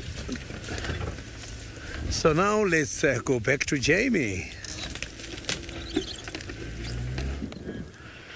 Back to Jamie with some ants who are very studiously... No, that's not the word I'm looking for. Very, what do you call... Industriously. That's the word I was looking for. Working away at something. I'm not entirely sure what that something is. It appears to be plant collecting. But what's interesting about this is that there seem to be some that are just doing nothing. I want to see why. I mean, this poor chap over here, which you can't see is on the other side, he's got this entire twig all to himself. He seems to be having, or she, seems to be having to deal with that all by itself. What are they doing? No, there's something odd here. There's something really odd. They're gathering the carcasses of their fallen comrades by the looks of things. I didn't know. I wonder if something didn't step on them, maybe the elephants. I didn't see any tracks around here. But they definitely seem to be gathering up deceased members. And actually, I really think that the ants would survive an elephant stepping on them. I know that sounds ridiculous, but they are phenomenally hardy creatures, and they're so small that they probably would actually be fine. But something's happened here. Something that has caused a serious depletion of numbers, and it all seems to be the ants that are smaller than the ants doing the collecting. Same species, definitely same species. What is happening here? Because I can actually see two live ones with their heads locked together. I don't know how to point it out to Craig. Here. Oh, they've stopped doing it now. But there's two ones that are alive, and they are pulling in opposite directions. They've now been joined by... No, there it is. That one, there. These two. They appear to be locked together in a tug-of-war, and I have absolutely no idea what's going on. I wonder if it's not two rival colonies. That seems silly. Cheeky Mongoose thinks we're looking at a coup, a takeover plotted by the supporters of the new Queen. The Red Army and the oh gosh, what would be a normal colour for? Yeah, definitely the Red Army, and perhaps the... Yes, we don't have any other colours other than red. Okay, we need to think of Ant Army names, and go. Ant Army, done, sorted. One's the Ant Army, the United Ants Republic of Freedom Fighters, something. Oops, I made a mistake, I breathed on them. And they respond very much to the carbon dioxide of my breath, so that's what's got them scurrying about. That makes sense because they're eaten by things, and they're eaten by things that breathe out carbon dioxide. Like, for example, an aardvark or a pangolin, although 90% of a pangolin diet is a different species of ant. I like that. I think we can explain this as a coup, a takeover. Brilliant. Hosier wins, the Crimson Tide and the Red Army battling it out in a battle. Harbeard says the anti-climax army. I like it. I like it. It's very clever. I would not have thought of that. But they really are. They are boxing, though. Well, I don't know if boxing is really the right word. That's a very South African way of saying they're having a bit of a fight. They're all pulling in opposite directions. There's no teamwork here. To our human minds, it looks completely orderless. But something's going on. Some sort of pattern. Our minds are too big to comprehend what's happening on such a small scale, if that makes any sense. It's so cool. What are you guys doing?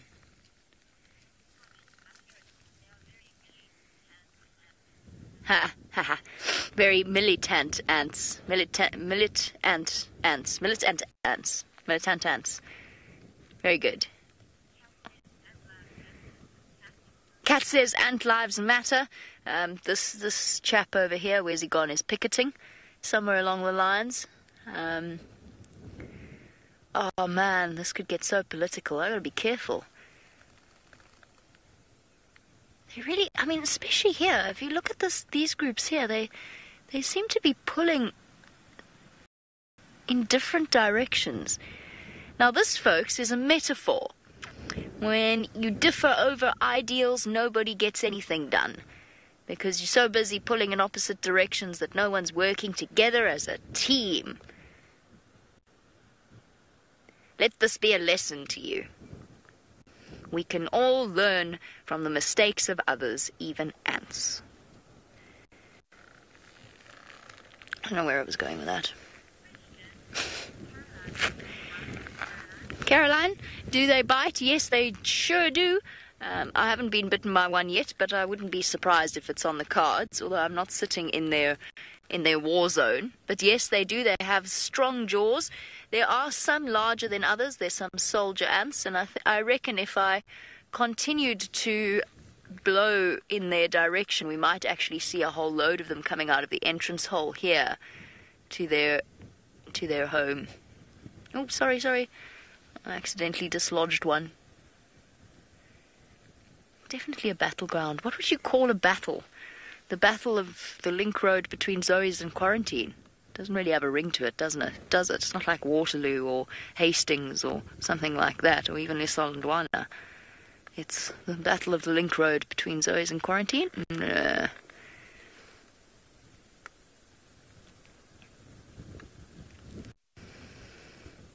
It is a fierce battle, nevertheless. And there's some outliers, as there always are in great military battles. There's some outliers who are wandering off with the corpses of the fallen. There's one over here. I don't know where he's going. He's lost. Oh, he's dropped it. What are you doing with your comrade there? Are you going to eat it, or are you going to drop it again? Maybe they're the... all the anticipation. What was I going to say? What do you call those people who lurk around battlefields? Not creepers. The ones who always go and steal people's teeth and shoes and coats and stuff. That's what might be what we've got on the edge here. Humans, I guess. Humans will always rise above tragedy. Ants, in this case. All right, I don't think I can actually butcher this metaphor any further than we already have. I really cannot. I don't know what's transpiring here. The more I look, the more they seem to form these groups around. They're completely aimless. I cannot work out what's going on. I can't work out if they're having little mini conferences. I don't know if they're gathered. Perhaps there's no moisture on the ground, so it's not that.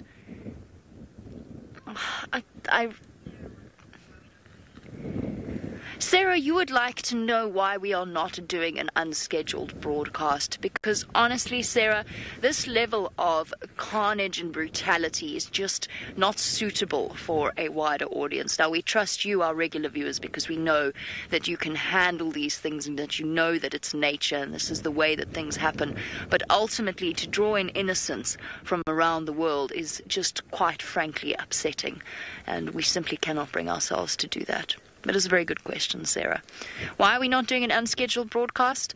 Well, because I would look like a nitwit, wouldn't I? Because I have no idea what's going on. I would be completely at a loss as to how to explain this. Besides, we've got to go find elephants on foot so we can do our unscheduled broadcast that way. Can't have more than one in a drive.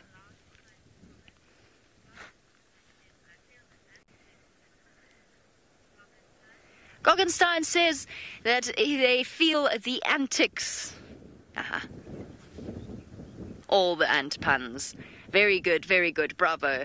Well done to all of you for thinking of all the ant-related puns you possibly could. Please keep them coming. Hashtag SafariLive on Twitter or on the YouTube chat stream, which is also how you can send us questions and comments that are ideally relevant to what's happening, but you never know.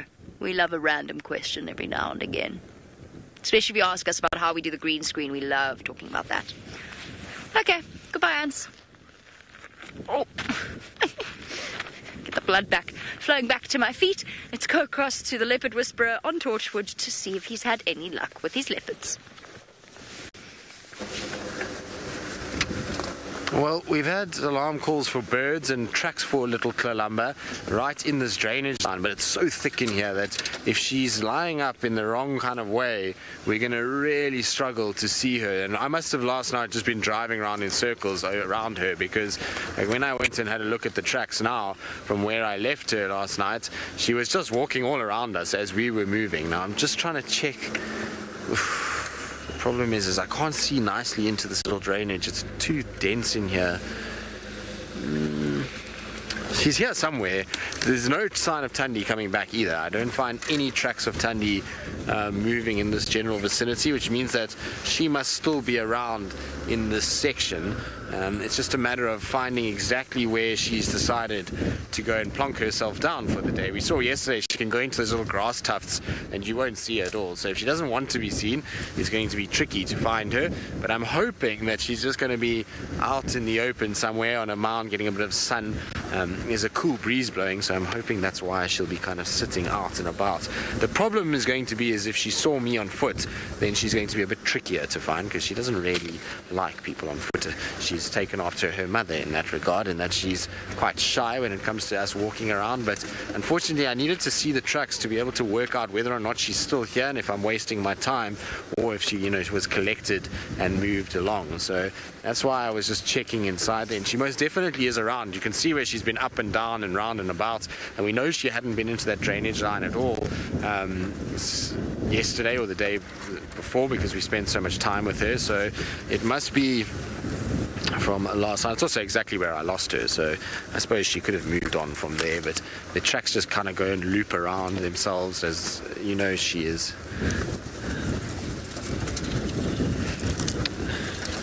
James, other females, Kuchava Sabui, just actually funny enough, spoke to Peter about Kuchava and what's happening with her, and so basically he tells me that she was seen 3 3 days ago. Did you say 3 days ago, Seb? Yeah. Yes, 3 days ago. And he says that she's moving up and down in an area called Baboon Drift on her nets, which is a very, very, very, very tricky, very difficult area. It's not an area that is easily accessible by a vehicle, which makes trying to find her very, very tricky. And I know that Thandi once used it as a den site. The sticks have denned there. It's an impenetrable fortress of steep cliffed banks and knotted, tangled roots, and so perfect place if she is denning. But he says she definitely has suckle marks, so she's still denning somewhere, and it's very close to the Mala boundary, and so that's why we're not seeing much of her. Sabui apparently mostly spending her time on vessels and Little Gowrie and Hoffman, and then also into Mala. She gets seen into Mala a few times. Obviously that's where the name Sabui comes from, so that's her kind of area that she's also been inhabiting. So at this stage, no real updates on the others.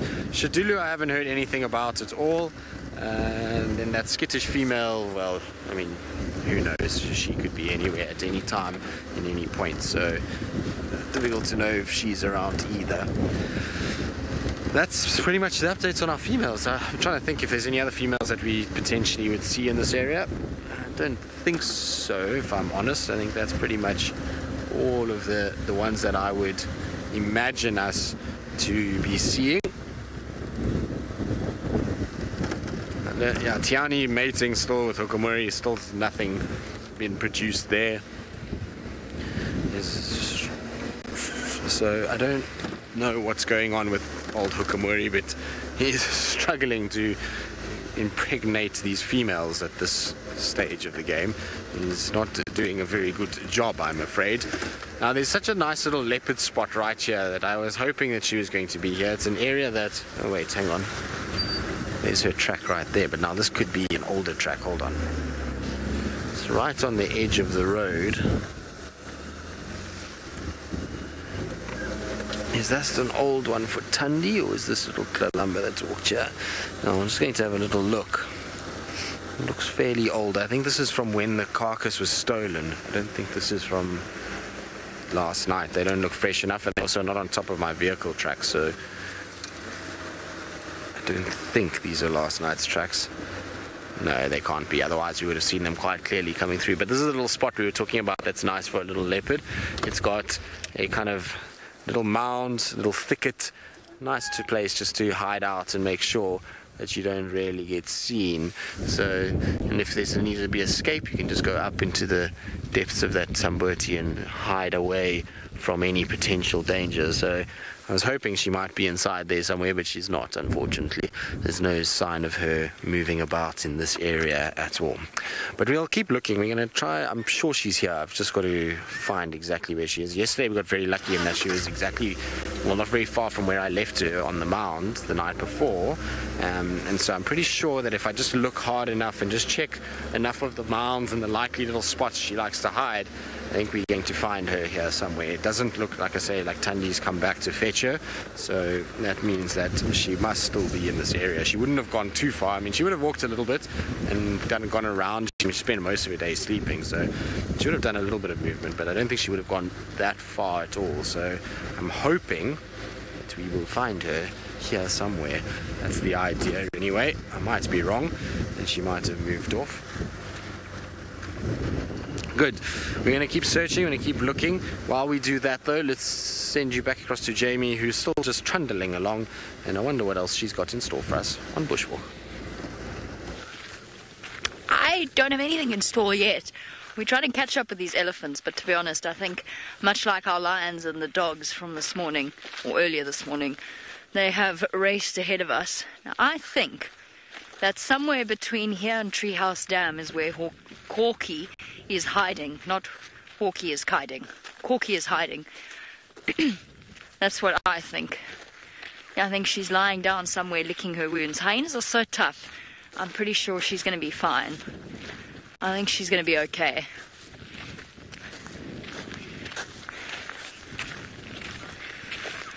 Minamu, it's always difficult to know. So Minamu's question is, are there any animals that know the use of medicinal plants? We talk about baby elephants in particular, chewing on something like none of them have leaves, so I can't show you, on a silver cluster leaf. Now, we're actually in silver cluster leaf territory because we're on a seep line. Now, silver cluster leaf is something that is very high in tannins. The leaves are very high in tannins, and it sort of dries out the mouth. I hope he's found our eddies. Well, our elephant tracks. So it's something that dries out the mouth, and apparently when they're teething, baby elephants chew on it.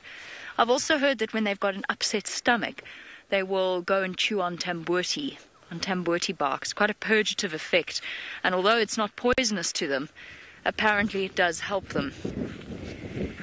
Just goes to show how lightly an elephant steps. Let's look at that. I mean, the one's quite clear, but the rest of them are almost invisible to those who do not know what it is they're looking for.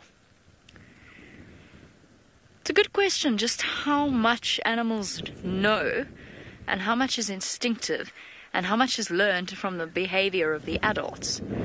We also know that when cats don't feel well, or hyenas, when they don't feel well, they'll go and they'll chew on bits of grass until they throw up. Now, it's partially tickling the back of their throat, but it's also, they swallow quite a bit of it, and it does help them to vomit. So it's almost, what do you call that? Emetic. It's almost an emetic type effect. Let's have a look at the scat here, as we have found something large and unpleasant.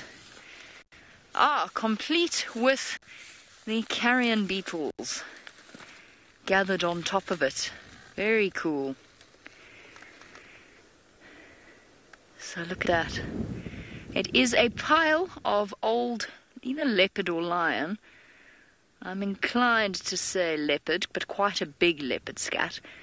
Now, we know that it's one of those two, just due to the size and to the fact that it's not, the hair and the bones are not digested. Now, I'm not going to touch this. You'll notice we're quite happy to touch the dung of herbivores, but I'm not going to touch this with my bare hands because that carries an immense amount of bacteria and other disgusting things. We're not going to touch it, but there you go. There's bits of bone here, shard of bone. We're talking about animals feeling unwell. Sometimes they ingest something this size. What are you doing, beetle? Would you like it? Do you think there's a female here? Are you looking? Sometimes they ingest big pieces like this or a really big clump of hair, and it makes them feel very unwell, and they will go and vomit it up. But in this case, this has passed all the way through the digestive system unchanged. Therefore, not a hyena, because hyena's stomach acid is such that it would have dissolved completely. Craig, I don't know how to break this to you, but you're kneeling in some. I'm sorry. I'm very, very sorry. Now, these are beetles that specialize in breaking down predator scat. So they're utilizing it. Oh, the wind's blowing it into my face. Gross, man. I'll move up a bit. They specialize in breaking down predator scat. So you'll see them around scat like this. You'll also see them around old carcasses as well. So one of those creatures that's able to make use of something that almost all other organisms would leave as a total waste product. Now, remember yesterday we went to the hyena den and I got a bit of a fright because I saw all that fur on the ground. This is what it was. It was a scat like this from the lion, but in that case the hyenas had rolled in it because it was just such a delicious smelling thing. And hyenas are kind of gross like that. Look at these three beetles here. Now, I think this chap over here has found a female. Now, what they'll do is, not only is this a source of food for them, but this is actually a reproductive tactic. So what they'll do is they will take a little bit of this and either dig down or underneath it, and they'll lay their eggs in this. And the eggs will hatch, and that means that the larval form actually has ready-made food. So most insects will do that. They'll provide their young with some sort of food. Oh, what? Someone's late to the party? Quick, quick, quick, you're missing out. You're missing out on the best bit. There's a prime piece of scat here. Oh, no, you missed it. You missed it. Quick, quick. Now, while we are perfectly okay with touching dung beetles, this is a beetle that I would not want to touch. Look how it's digging down.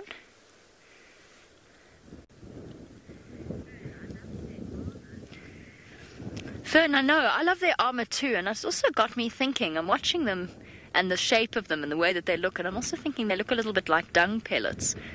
I wonder if there's not some sort of aspect of camouflage in there as well. It's digging right down. They're very sort of toughly protected by that armored exoskeleton. Insects and bugs and beetles and all these sorts of things are such an extraordinary feat of nature. And we tend to think of them as something primitive and basic and really quite unpleasant to look at or think about. Well, not all of us, but people as a general rule do. And they're actually truly extraordinary creatures and examples of bioengineering. When you think about the joints of their legs, the muscles, the structure of the exoskeleton, because they don't really have an internal blood system. They don't really have a network of veins and arteries in the same way we do. They've got a hemocell. It's basically just all the gloop in one. If that makes any sense. Because they're quite small. Obviously, the things that our blood vessels do, like transporting oxygen to the tips of our toes and the tops of our skulls, they don't need to do because the gases can diffuse over a short distance and sort of move around the body. They do have a primitive heart system. There's so much going on in the anatomy of insects that we, as if without a basic clue about entomology, don't actually realize. But they are so specially adapted to live in a world so different to us. Catalog, they do. They look exactly like miniature avocados. I can see what you're saying. I mean, admittedly very tiny avocados and potentially past their sell-by date, depending upon the type of avocado that we're talking. You know how avocados go from not ready, not ready, not ready, overripe in the space of about 2 hours. They look as though they've just gone through that phase of the overripe. But they do look a little bit like avocados. This chap that came in late has dug all the way. I'm going to move it too much, but he's dug all the way down. Or she. Might be a she, actually. Potentially looking to lay some eggs down there. Below the surface of the soil, nice and protected from the sun, the elements. Gary, where do these beetles stay when they're not in scat? I assume just around. That's not a very good answer, is it? I've just realized we've got an audience, but I'll show you a bit later. Honestly, Gary, I have no idea. Presumably they stay sort of in around sheltered patches of grass. They're so tiny, maybe they stick on trees. I actually really honestly have no idea, because I've never noticed them anywhere else but on scat. Obviously they must be somewhere else when they're not on scat, but I have no idea where. We've been watched the entire time by this wildebeest. He's just got such a fright. He's dashed around. Oh, you don't stop there. Can you see him there, Craig? He's been watching us the whole time. He then panicked. Would you like to come learn about the beetles? Yes, no? Mister? I think he's trying to work out why we're sitting here. They are not smart. There are a lot of things. Wildebeest are a lot of things. They are beautifully designed and engineered. They're not smart. If the Mara has taught me anything, especially large groups of wildebeest, although that's unfair because large groups of humans are not smart either. Individual people are, but large groups of humans less so. So maybe it's a bit unfair to compare the wildebeest here to the wildebeest in the Mara. We're being very deep here. Where do the beetles go? Around. Somewhere. I honestly don't know. I haven't a clue. It's a very good question. Oh, look. Summer's here. I'm not wearing white pants, by the way, before you all jump on board with that. They were brown. They didn't survive our wash cycle. Grass seeds. Sticky, sticky, sticky, sticky. Attached themselves to my trousers. And now my fingers. And you can imagine how an animal with fur might deal with burrs like that. I think those of you with dogs will know, especially long-haired dogs, will know this experience. So dispersal. We've talked about the genetic, or the ways in which beetles are able to reproduce, keep their larvae safe, provide for them. Now you've got a different reproductive strategy from a plant, which sticks. So it's completely stuck to my thumb. And to get rid of it, I actually have to really rub my fingers together to actually dislodge it. Speaking of dislodging, just in case you're wondering where Sydney is, he's stuck, unfortunately. So hopefully he's going to be rescued at some point soon.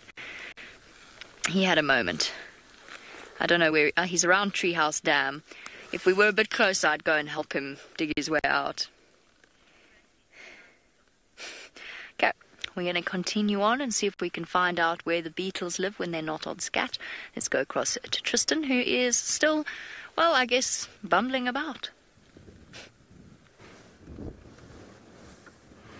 We were bumbling about until we just bumped into some beefies. So we've found a little herd of buffalo who I'm pretty sure are coming towards the fire break, because there's nice lush green grass that's coming out of the fire break at the moment, and so they'll be thoroughly delighted with the fact that there is green grass once again that they can feed on. After, imagine eating dry wintry grass for the last sort of 7 months. It must be quite horrible to be a buffalo and when it's like this. But you can see the little bit of tufts of green just where that buffalo is feeding, that it's trying to kind of eat off and feed it on. Now, I don't know how big this herd is. Like I say, we just really bumped into them now. They were kind of slowly feeding. It doesn't look like a monstrous grouping. It just looks like a whole bunch of bulls that are together, and quite a sizable herd of bulls, should I say. There's at least, I would say, at least 15 of them, maybe even more. And they would be a rather big handful for any lions to go after. You'll find that a lot of the time, some lions, when they, obviously in this area, hunt buffalo a lot, but when they come across bull groupings like this, you'll find a lot of the time they'll actually just walk past them and not even do any sort of hunting on them, because they know that it's just too many big bulls in this to get it right, and they get chased off. And so they'll be far more respectful of these guys than they would of a herd itself, which is quite interesting. Even though there's not as many, it's just the amount of aggression within. For any sign of Tlalamba or Tandi, and so far no tracks of Tandi. So Tlalamba is still there somewhere. We just need to go back and have a proper look around.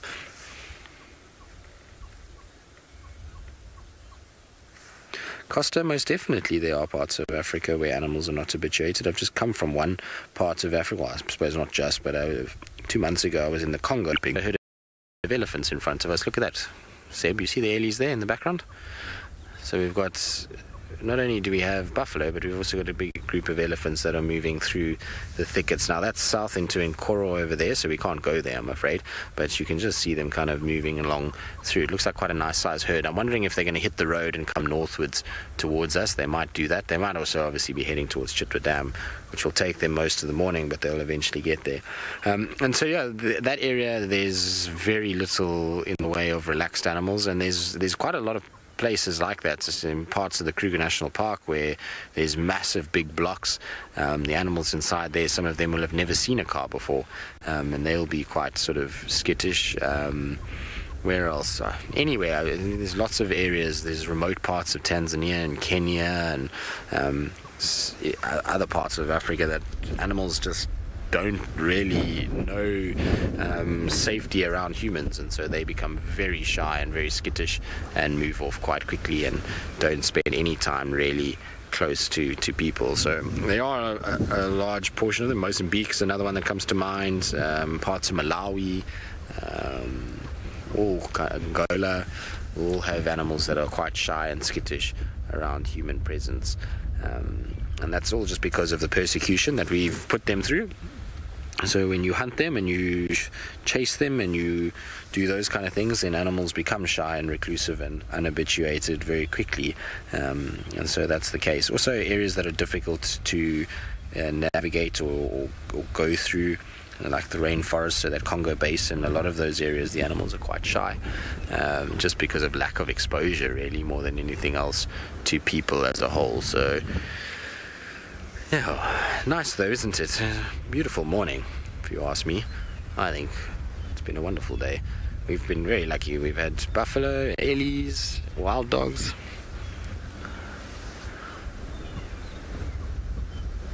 H-worker, no idea. Whether or not, I don't think so. Somebody's tried to breed buffalo with cows. yeah, that's, if somebody has tried to do that, it would be a big shame, because those kind of things are well, half of the problem that we have in this world is that people keep tinkering with nature and keep thinking that it's a good idea to crossbreed animals. It's like breeding lions and tigers. It's not natural, it's not supposed to happen.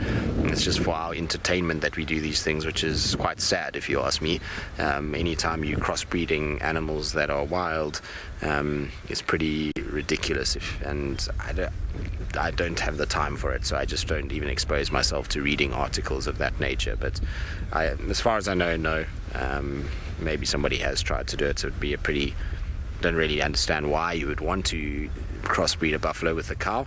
There's no reason, really. Cows are of equal size, so it's not like you're going to get a gain in size and meat, and you wouldn't really want to breed an aggressive animal into your domestic animals that you are trying to use for either meat or milk. So no, I don't think anyone has actually really tried it, and like I say, I don't see the values in doing it. I'm not sure there would be any pros to breeding a buffalo with a cow, other than just to make cows more angry than some cows already are, really. And there's, like I said, there's no gain in terms of the meat quality or the milk quality. In fact, you'd probably be losing something if you crossbred these kind of individuals. So, you know, not for me anyway. Like I say, I don't really abide by that, and I don't like the idea of animals being tinkered with by people in order just to try and create a new species. It just doesn't seem like the right thing. If they were to be like another species, they would evolve to get to that point, and so, you know, doesn't seem right in my book anyway. It might be, there's others out there that will feel differently, of course, but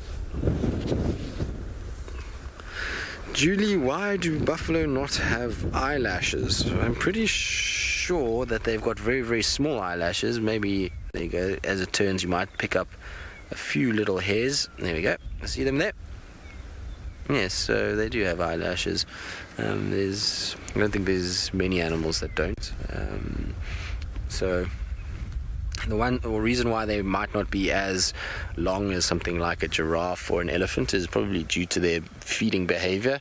Giraffe and elephants will feed off trees that are thorny and spiky, and they'll, you know, elephant in particular will dust bathe, and therefore they can get dirt and grime and thorns within the eye system, and so those provide a really good protection from that. Whereas, you know, buffalo mostly are grazing, and so the chances of bumping into a thorn into the face is not as much, and even with the dust bathing that they do, they more roll into mud and they'll be able to close their eyes. Very seldom will you find a buffalo using its horns to throw mud on itself or throw dust on itself, and so they maybe just don't need as long a set of eyelashes as maybe some of the other animals out here. Beautiful specimens though. We've got some really nice bulls here with massive horns.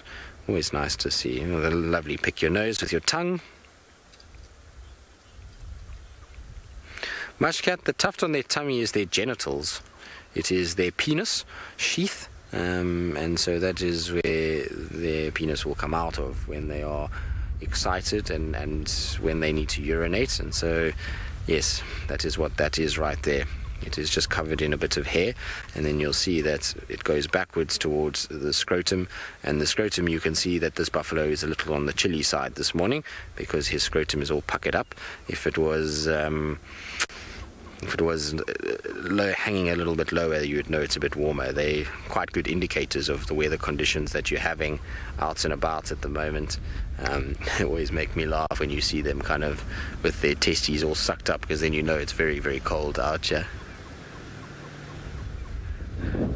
Mushcat, you say you're blushing now. Why are you blushing, Mushcat? It's just it's a perfectly natural thing to ask about these things, and also to, you know, be able to inform yourself. And so no need to blush.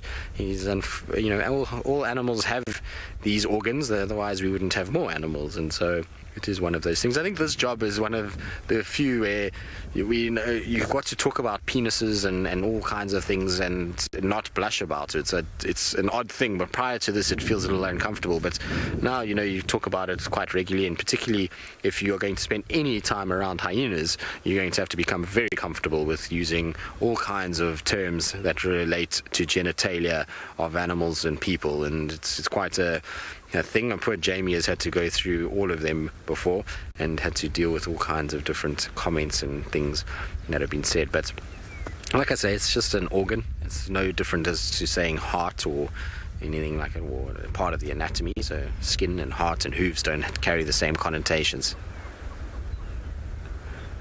Mushcat, you thought it was the belly button? Sadly, no. That is not the belly button, I'm afraid.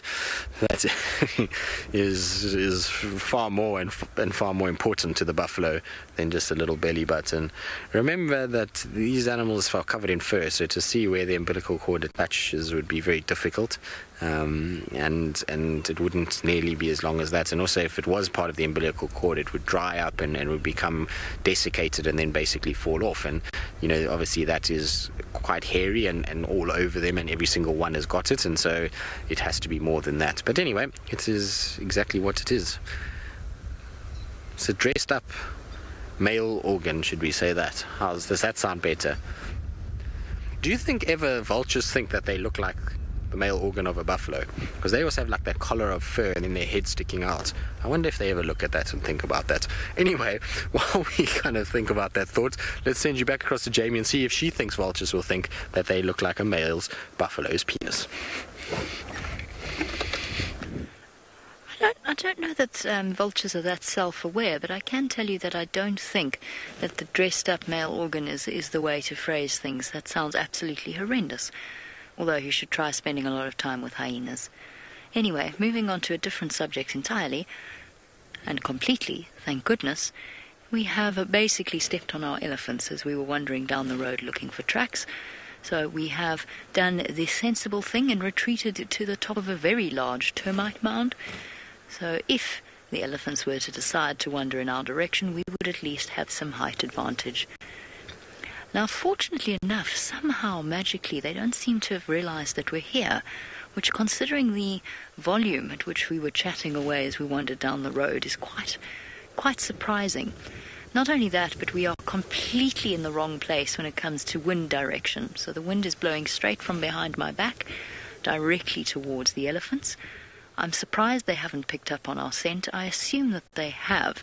Maybe it's just because they've been around the camp or something. Perhaps they just feel a bit more relaxed. Or maybe this particular herd of elephants doesn't mind having people around them. I'm not trying to speak softly, because at this point that ship has sailed. So if they haven't heard us by now, either they're not going to or they're aware of us. They're quite still.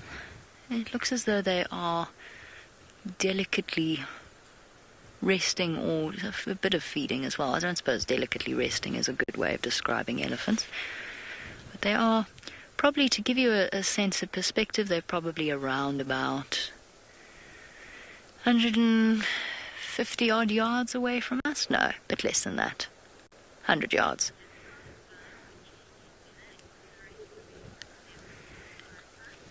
Firefly, you want to know if the changing weather could accelerate the movements of elephants.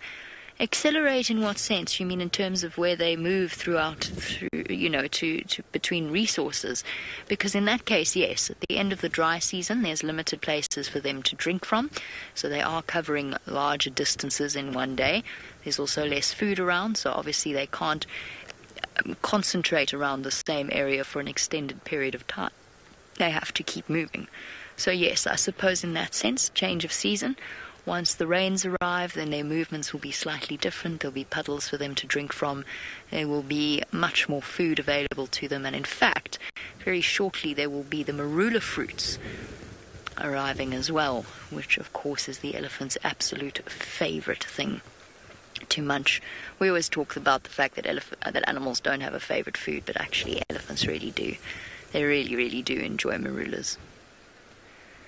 And just by the way, if you've fallen into that old urban legend about elephants getting drunk on marula fruit, it is not true. Fermented marula fruit still doesn't have the alcohol content. I'm sure we've certainly mentioned this often enough that most of you know it. But marula fruits, no matter how high the concentration of alcohol, it would take an immense amount in order to put an elephant into a slightly whimsy state of mind. The animals that were filmed for that scene with the animals getting drunk on fruits were actually tranquilized. They were partially drugged. So if any of you have fallen into that trap, it is not true. Humans, on the other hand, humans, that's a different story.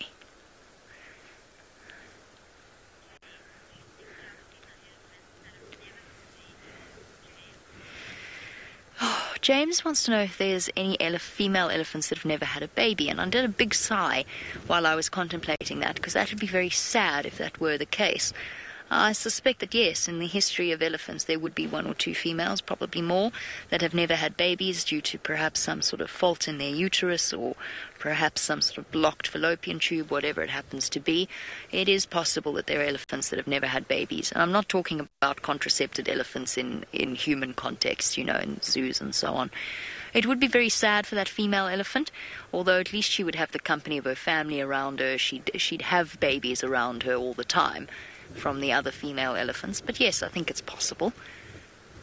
Humans, of course, have played a large role in the movement of elephants and the fencing of elephants. There are a lot of private reserves around South Africa that are closed systems that have elephants, because of course elephants are a massive tourist draw and we're trying to expand the wilderness areas, but they have elephants that can't move.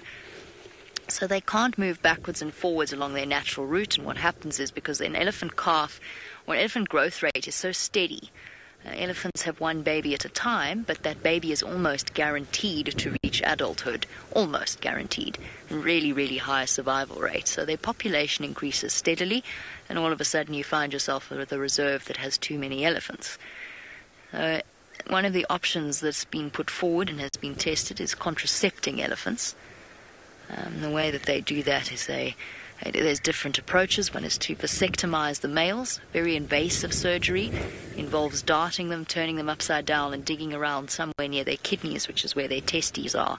Oh, we've gone back to this. Digging around for the testes, and of course then tying up that tube and the vas deferens. The alternative is a hormonal contraception, which turned females into or drove them mad. They went completely batty on hormonal contraception. It was a very unsuccessful study. They became aggressive, they became upset and unsettled and anxious. So it played it played havoc with their emotional well-being. And the third option that's been put forward for small private reserves that, are important in South Africa's conservation model, but that need to control their elephant population, and that's to use a type of autoimmune response from the elephants. So there's no hormones involved. Essentially what it does is it produces antibodies. It's a long scientific process that I'm not going to go into now, but essentially the elephant is darted once every 3 years, and the antibodies, when they are released into or produced by the elephant's body, attach themselves around a forming zygote and prevent it from implanting into the wall of the uterus. So in that way, the hormones are not in any way affected. The elephants still come into normal estrus, they ovulate, they release that egg, and it just isn't, there's no successful pregnancy. But again, that's why they were sleeping. There's a baby in there that was fast asleep, and the adults were just sitting, waiting for it to wake up. Just stood up now, I just saw it stand up.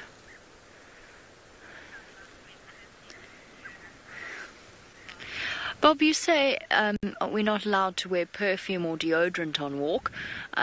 Most of us, you'll find, will not wear perfume as a general rule, because yes, that obviously strengthens our smell, and it's a very foreign smell to the animals. It's not a smell that they particularly like. It's not a natural smell to them. We will still wear deodorant, because otherwise that would be very antisocial of us, but we'll tend to stay away from the sort of, I think of them as foul smelling anyway.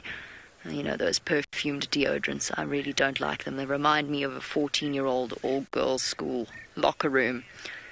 When they were all the rage 15 years ago. When I was 14. The smell. So we'll use deodorant because we're not antisocial, but most of us will use deodorant that doesn't smell particularly strong. Just a gentle antiperspirant. The animals can still smell us, though, regardless. I mean, I'm sitting here I like to think of myself as a relatively clean person, obviously I shower every day and do all those things, but even then they can smell me. Now, I washed my hair last night. They can probably smell my shampoo and my conditioner.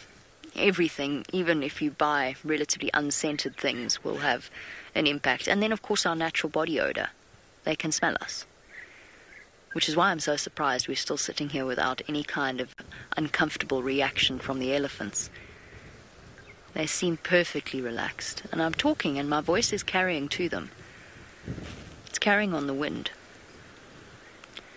And perhaps the wind is masking the sound of my voice. Maybe it's creating a rustle in the trees or something. But they're really, really relaxed. It's so nice to have an elephant sighting like this on foot. Well, I don't know if I'd describe us as being on foot right now. We're on our butts on a termite mound. But you know what I mean. Not in a vehicle.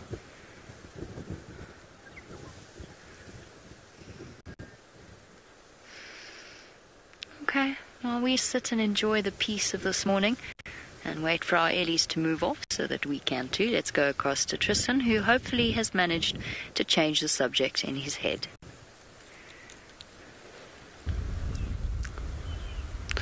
It's not me, Jamie. I wasn't the one that brought this conversation up. I just got asked, and so I answered, and then, one thing led to another. Sounds like a... Exactly, Kirsty. Yeah. But it also, at the end of the day, it is what it is. These things happen.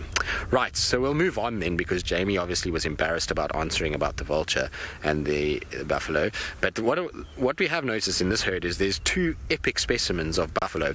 The one is hidden a little bit. Seb, I don't know if you can maybe see him. He's like the third one back from where you are now. So go to your right. No, to the right. That one there. You can just see his horn sticking out behind that one's bottom. He has probably got one of the largest sets of horns I've seen in a very, very, very long time. Difficult to see from that angle because all you can see is a bum and horns coming out of it, which look very, very odd. That does not look good at all, and nor does it look comfortable.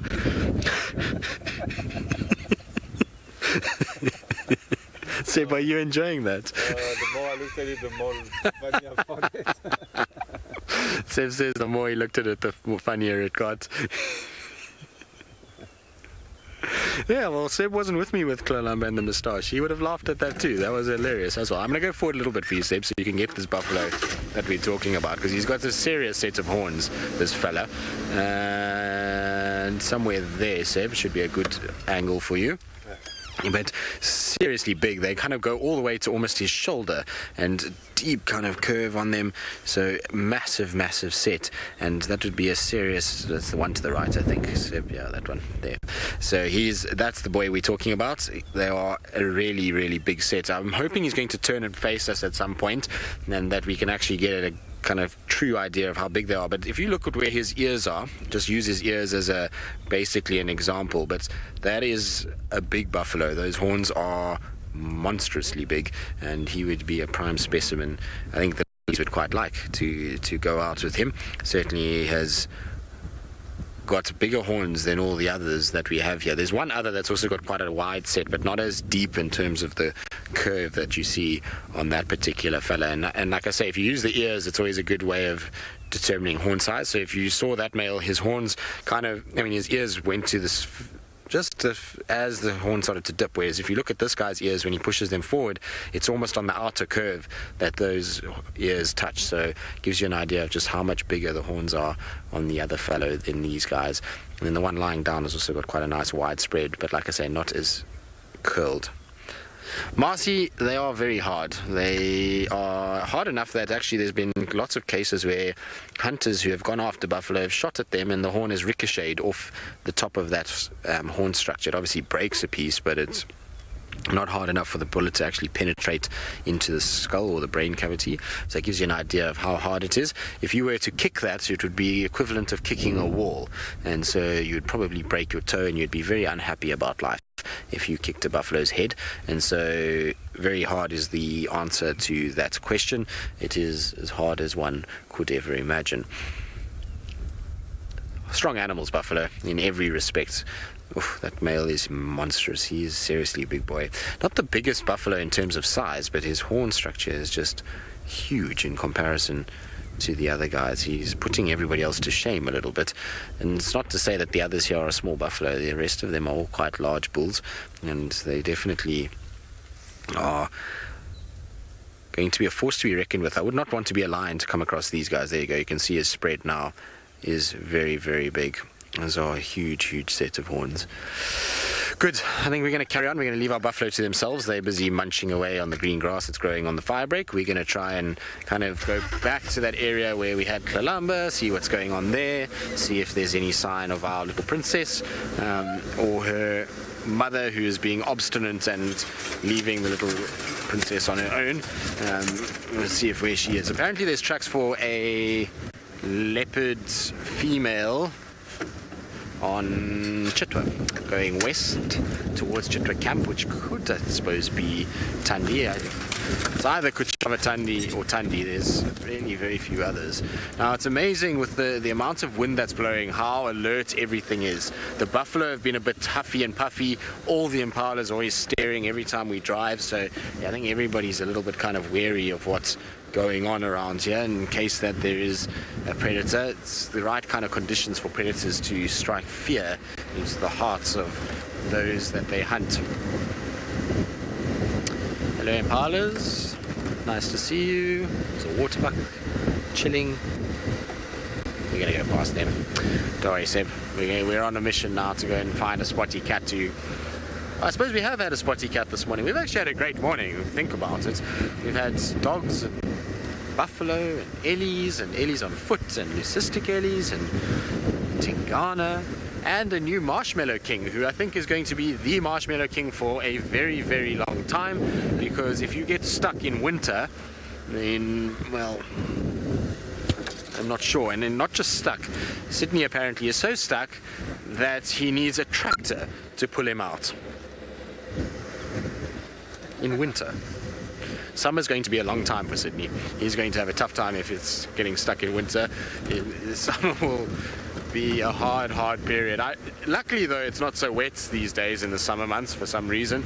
If you go to 2012, then that was ridiculous. You used to drive, you used to see a vehicle coming, and it was a game of like, who was going to go off the road first, because whoever did was undoubtedly going to get stuck.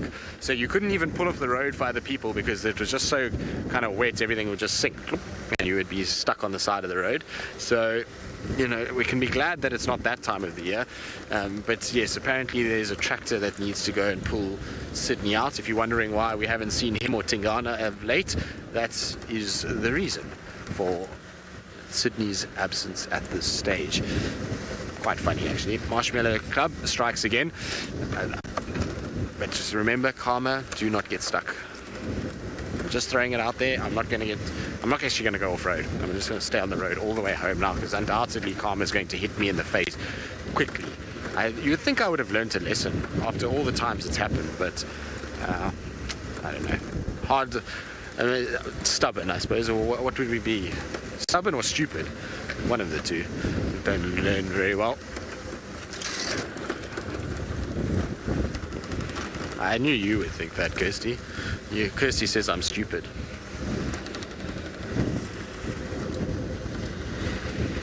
Sorry, I don't want to be stupid, Kirsty. Take that back.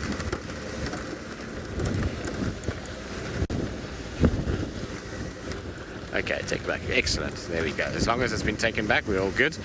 We don't have to worry as much. Carol, the Marshmallow Club extends beyond just the Masai Mara. It is inclusive of those here at Djuma. The thing is that because it's been so dry, no one's been getting stuck at Djuma, so we didn't really think about it. But it is inclusive of all. The Marshmallow Club is not just in the Masai Mara, although the Masai Mara is the place where you get stuck more often than you do here, but that's just because of the terrain and the way things work. It's not because of the fact that it's not, Djuma wasn't ever included. It was just that it's an easier place to get stuck.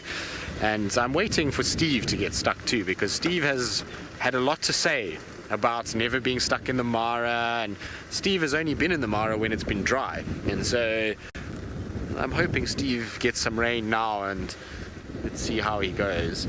I feel like we did quite well, Brent, myself, and Jamie and Scott. We were there during the deluges that flooded the Masai Mara, and between us we got stuck, but not nearly as much as I thought we might, considering Ralph and Taylor from the December the year before. The two of them must have set an all-time record for being stuck, because at one point Craig was telling me that he literally got stuck with Ralph every drive for a week, which is quite something. It's a special kind of record to hold. Now, of course, Ralph is not here or Taylor to defend themselves, but that's tough. That's just the way it goes. We have evidence of being stuck. I did get stuck, I will admit it. Is that Clalamba sitting there? Might be. Let's have a look. Let's just go back. It might be just a log, or a piece of grass, but just hold on. So we're going to just have a look with a pair of binos. No, it's just the way the grass was. I thought it might be her just sitting under a tree, but it's just the grass is kind of at a certain shape that it isn't her. Little Clalamba, I know you're here. Just where are you? Let's maybe go and check her little grassy knolls and just see if she's not tucked up inside the grassy knoll.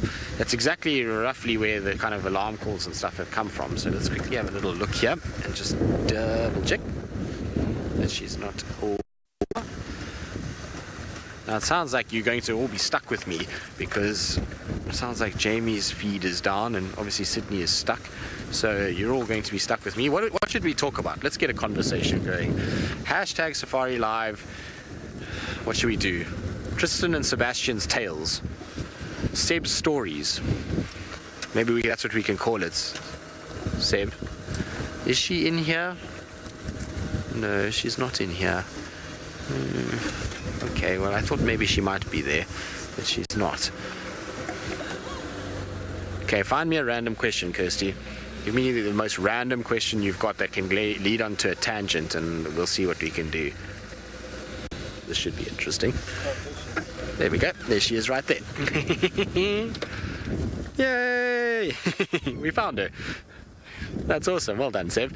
So she had to be here somewhere. Her tracks led this way. I'm surprised actually she's sitting there, because I walked not even 20 meters from here. I didn't see her. You can see how well camouflaged she is in that little thicket, but still sitting here, still kind of taking it easy. So well done, Seb. Seb got scared because he had to start doing some stories, so he thought, I better spot an animal quickly before I have to panic and come up with something entertaining for all of you. And it can still happen, you're right, Kirsty, but I believe we have a... We don't want to embarrass ourselves any further than we do. But there's little Clalamba. She's still sitting, still waiting for Mom to come back. I wonder how many drives we're going to do until Thandi returns. At this stage, it's now, what are we, 4 drives of no Thandi. And little Clalamba still kind of waiting around and hoping for Mom to come back. I wonder if she maybe just saw me and went flat in the grass there, and that's why I didn't actually see her. But her tracks did come this way, and I was saying to Seb, they're kind of moving around the side. It's part of the reason why we came back to her little grassy section to see if she might be lying here, and so she's actually is in this particular area. I wonder if I did spot that. Was it? No, not quite the right place.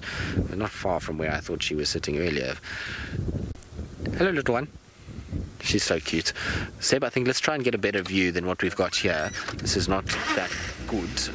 I think we might be able to get a much nicer kind of sort of angle on her.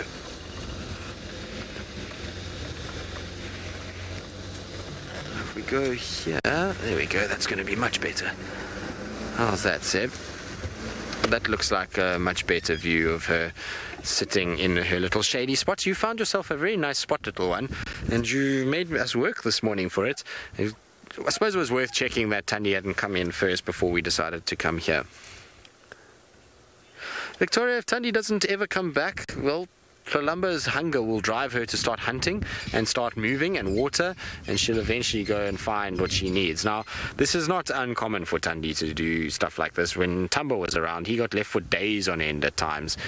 So, you know, I wouldn't worry just yet, but if she didn't come back, well, that would be a clear message to little Clalamba: go and find food and go and try and survive. An instinct will kick in, and you'll find that this little one will try her very hardest to catch anything she can. So she might go after things like squirrels beetles and mice and lizards, and even resort to eating things like termites in order to survive, and she'll try and figure her way around like that. But it will be a few days still until she gets that desperate. I'm sure Thandi is going to be back here in the next couple of, I hope today, if not during the course of the night. But it'll be interesting to see what's going to happen and how long it's going to take. I'm not complaining because I quite like the fact that I can come here every day and see her. It's been quite fun, actually, to see little Kalamba every day. She's such a special little cat, and so I thoroughly enjoy the fact that we just can come into one place and look around and find her. Obviously, we want her to be able to survive, and so it would be nice if Mom came back with food or something like that, but I'm pretty sure she I don't think Kalamba's going to be left on her own for too long. I'm pretty sure she's going to get Mom coming back at some point. You know, the thing is that Mom was with her when those hyenas stole the kill 2 days ago.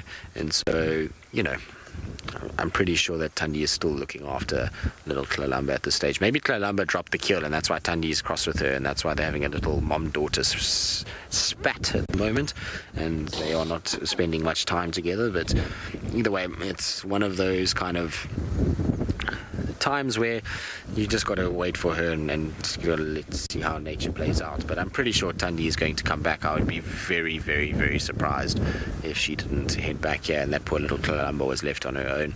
It would be tricky though. If she did get left on her own, life is going to be seriously tough for this little cat. She's going to have to, it'll be a bit of a miracle for her to kind of make it.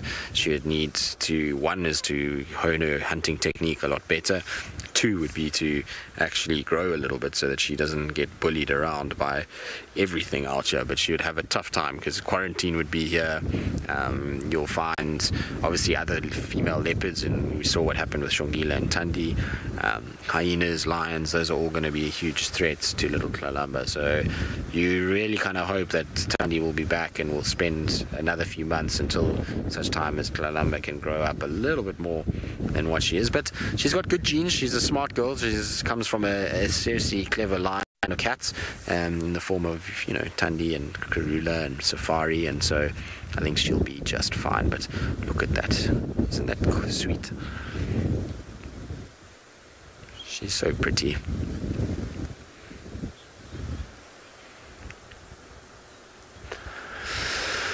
Okay, Michael, can I tell you one of my best leopard stories from my time at Wild Earth? Sure, Michael. I don't know. That's a tricky one because there's a few sightings that mean different things to me, and for different reasons. I'm just trying to think what would be, like I say, tricky. So in terms of just an amazing sighting and kind of a special, very rewarding sighting would be seeing Kalamba for the first time. So myself and Ferg were the first people to ever see this little cat, and watching her emerge from that den on that morning was very special, given that we had kind of seen her pregnant. And I remember the time when she was pregnant, it kept being called in that she was just full, and I was sure that she was pregnant. And then obviously she gave birth, and then we would look for that den for days, and we kind of walked around, and Scott and Herbie did a lot of work trying to find it. And then eventually to see this little one emerge out of there was super, super special. So anytime you get to be with the first person on earth to see a leopard cub, that's always a very special sighting. So that's from a kind of just a rare point of view. I think then my other really kind of favorite sightings probably would be the Tamba Hosana interaction. That was pretty incredible, watching those two kind of stand off to each other and then walk around each other for a bit. So that really was a special evening for me. It was two of my favorite leopards that were together, so I thoroughly enjoyed that. And that was the one at Twin Dams. You were with me, Seb. Yes, exactly. We were together for that one. And then I think a few weekends ago, that whole Thandi, Kalamba, Hosana, Tingana, hyena sighting was very special. Anytime you get 4 leopards on a carcass and in the same area at the same time is a super special thing. So I think that's pretty epic one. to be honest, I've been fortunate. I've seen a lot of leopards in my time at Wild Earth and spent a lot of time with them. I know that obviously sometimes I think maybe some of you might get frustrated with the fact that all I do is look for them, but it's my favorite animal, and I just think that spending time with them can be hugely rewarding. There's in the hours that we've spent watching cats sleep like this has been rewarded by so many amazing leopard sightings in my time here. That's why it feels like we get rewarded for actually putting in a bit of time and effort into this whole thing. So, I mean, I've been lucky. Like I say, I've had the Shadow, not Barbara, Tingana sighting. That was very special.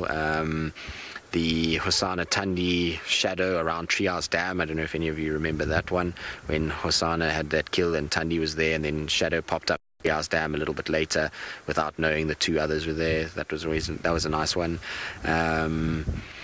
What else have I had? I'm just trying to think of all of, obviously the Tandi, Shongile, Hosana, Spat. That was always be etched in my memory, not particularly a fond memory, but an incredible sighting nonetheless.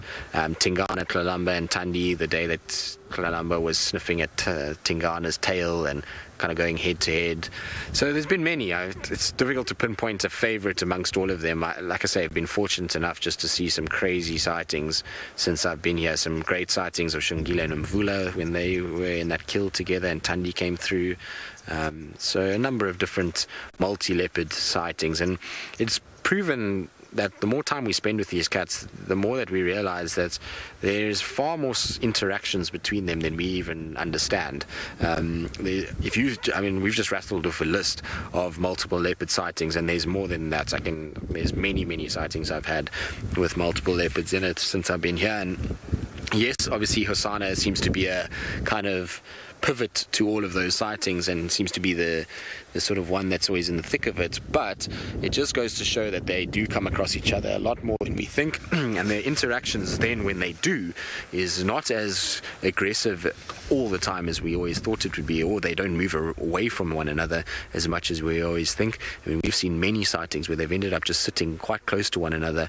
Yes, normally food is involved and that drives a lot of them to stay there, but there's definitely a lot more social kind of interactions than we even kind of give them credit for. Tingana, as he's gotten older, his ability to sit around with cubs and kind of follow females around has been quite interesting.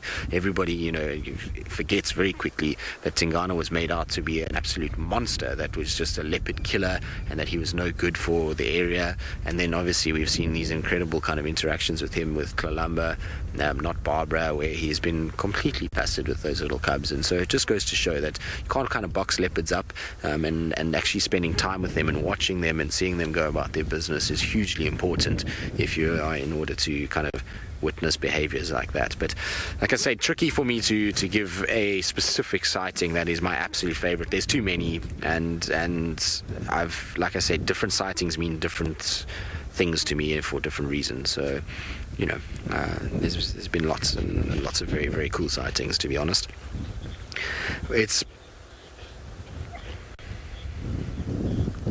Well, flying high, this was going to be my next comment that I was about to say, is that if you can believe this, the ridiculousness of this whole story is that while I've spent a vast majority of time with leopards while I've been at Wild Earth, and I mean all of you will know how long I spend with them, that I am yet to see a successful proper hunt of a leopard here in the Sabi Sands not in the Sabi Sands, with Wild Earth. So even in everywhere that I've spent time with them, there's not been a great hunt at all. I mean, I've seen them catch I think I've had a scrub hare or something like that since I've been at Wild Earth, maybe even not. But I have not seen one leopard catch a warthog since we've been there. Here, nothing in terms of impalas. So in terms of hunts, best leopard hunt that I've ever had was probably a male leopard that killed a youngish impala down near Lion Sands. Pretty incredible to watch. It was twilight in the afternoon, and watched this leopard the whole afternoon, was stalking, didn't get it right, and he eventually came across these impalas, and he kind of stalked his way through, and then out of nowhere sort of ran up and grabbed this impala, and we just had a really nice view of the whole kind of stalk and hunt, and it happened right in front of our car within like 5 meters. But probably, I would actually, now that I think about it, the most insane leopard kill that I've ever seen, just from a completely out of leopard character point of view was Mvula on Chitwa airstrip, that big open area close to Chitwa airstrip. He basically ran like a cheetah across that open area and smashed a fully grown male impala out of a herd, which was just the most ridiculous thing I've ever seen, because it wasn't like he even concealed himself. He went running in just like a cheetah would. So started out as a little kind of trot and then went into a full-blooded sprint across this open area, and there were so many impalas and they all just panicked without actually looking that the one impala ran straight into him, and he just tackled this thing down and grabbed it, and then there was a huge fight with hyenas afterwards, and the hyenas actually won. But it was an insane sighting. If we could have got that on film, it would have been one of the most epic leopard hunts that you could ever imagine. And so that, yeah, exactly, would have been used in every OTS that we do, or a little opening to the show. So that was a pretty crazy one. I'm just trying to think. Salesh, I've had to kill a few duikers. She actually once at Simbambili, we were sitting on the deck at lunchtime, the guests were having lunch, and she came out of nowhere and killed a bushbuck right in front of the deck where the guests were sitting. Also a pretty crazy sighting. Funny enough, also watching her hunting cane rats was some of my most memorable hunting sightings, not because they were in you know, a cane rat is a cane rat. It's not a hugely impressive animal for a leopard to take down, but it was incredible to watch her agility to chase cane rats, and how she used to kind of corner them into these little thickets, and then she would bound into them like a serval would bound after a mouse, and then she would emerge with these cane rats hanging out. So she used to do that a lot in front of the camp, and we used to watch her kind of go about it. So that was also pretty special. I'm trying to think back all the way to the beginning times.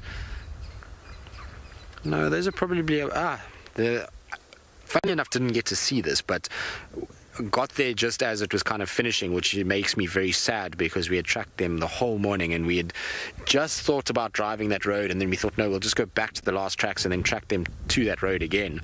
And had we just driven on the road, we would have seen the whole thing play out. But anyway, there was when Tingana was mating with Moya, and they were on Simbambili, and the two of them brought down a rather large giraffe. And we got there just as the giraffe was making its last few kicks, and the Tingana was still on the throat of it. But I would have loved to have seen how that played out, and whether or not Moya actively participated in that hunt, and if the two of them used each other, or if it was just all Tingana. But when they came down, he was on the throat and Moya was standing near the back end of the giraffe, and so I don't know if she jumped on the back and toppled it or what kind of happened there, but that must have been amazing. But just to kind of watch them even subdue that giraffe was quite something. So that was a really special sighting as well, in terms of hunting. So yeah, there's been lots. I mean, like I say, I've been lucky. Funny enough, warthogs and leopards, it's one of the things I've never seen. I've seen piglets being killed, but never an adult warthog. Yeah, strangely enough, if you can believe it. You'd think in 10 years I would have seen it, but no, just little piglets, never big warthogs. And there's been quite a few guys that have actually seen it since I've been here. Right, now it sounds like yesterday afternoon, Jamie and Sydney TV stars, they decided to take a bit of a break during the drive, and of course this morning, well, it all seemed like it was too much work, so they've done it again. But Kirsty has cracked the whip and apparently has now gotten Jamie Patterson to actually do some work and take the cucumbers off her eyelids while being served caviar and champagne. The last time I put cucumbers on my eyes, and was one and only time, I had very swollen eyelids and I could not see anything. So Herbie's laughing because he was talking as I started talking. It's all good, Herbie. It's all good. It's been one of those walks. I was getting a back massage from the elephants and a foot pedicure, or also known as a pedicure, from the termites in the termite mound that we were sitting on. So I really just didn't feel like doing any work, obviously. Also, apparently anything I touch at the moment or am near breaks. So luckily Conradi's come to rescue us. Hopefully he'll give us a lift home, because we're still quite far from home and he's had to turn round over there. You never know, he might go the long way round, but if he felt like going the short way round, he could come and collect us on his way back. He has delivered a replacement cable to us. Been a beautiful morning walk. Obviously we had to leave the elephants so that we could do the cable replacement without disturbing them. They were sleeping so nicely that I just didn't want to wake them up. So we left and we moved on. My most memorable leopard hunt ever, hands down, was Karula, before the start of a show. And I had Zander on the back, Eggsy, was with me, and we saw a baby impala, and we went, oh, that's nice, we'll start the show on that. That's so cute. And as I said, it's so cute, and reversed towards a better position for the camera, Karula came shooting out of nowhere, and Eggsy's going, leopard, leopard, leopard, and she grabbed it. So the cute baby impala was no more. But then it was back when we were doing the drives, where we chatted inanely for 5 minutes to make sure everything was up and running and working. And someone else was doing the pre-drive. I can't for the life of me remember who it was. So I asked Lou for a link. Was it James? It was James.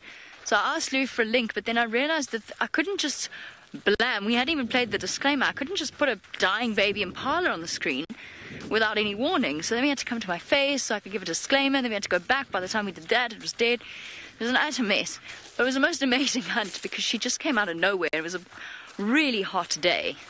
So, you know, it was the last thing we expected. Bright daytime, middle of the day, and out comes Karula. She then took it up a milkberry tree and went to fetch Shungile and Hosanna, and was gone for such a long time that people got cross with me for not waiting at the kill, but I couldn't sit and wait at a dead impala baby for 3 hours. And that was when we had the mongoose boomslang sighting shortly after that, with dwarf mongoose watching. What a great memory I have, says Kirst. I remember that day really well. Really, really well. And I loved that mongoose snake sighting. And one of our viewers drew the most amazing picture of that mongoose and boomslang. It was the most incredible picture. So, yeah, I remember that very well. All of you saying you missed the pre-drive. I guess we do too. That's... Jamie, I'm quite focused just before a drive. I'm trying to figure out where I want to go and what I want to do. And I tend to be thoroughly boring. You know, I'll chat away as I'm doing right now, but mostly I'm thinking about where I'm going to go. I don't have the same natural entertainment streak that someone like James does, or Taylor. Taylor also had a magic way of doing those pre-drives.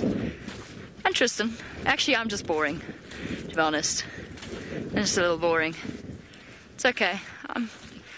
I'm quite accepting of that fact. And in fact, Kirsten has found me so boring that she's decided that Tristan is going to finish off the sunrise safari.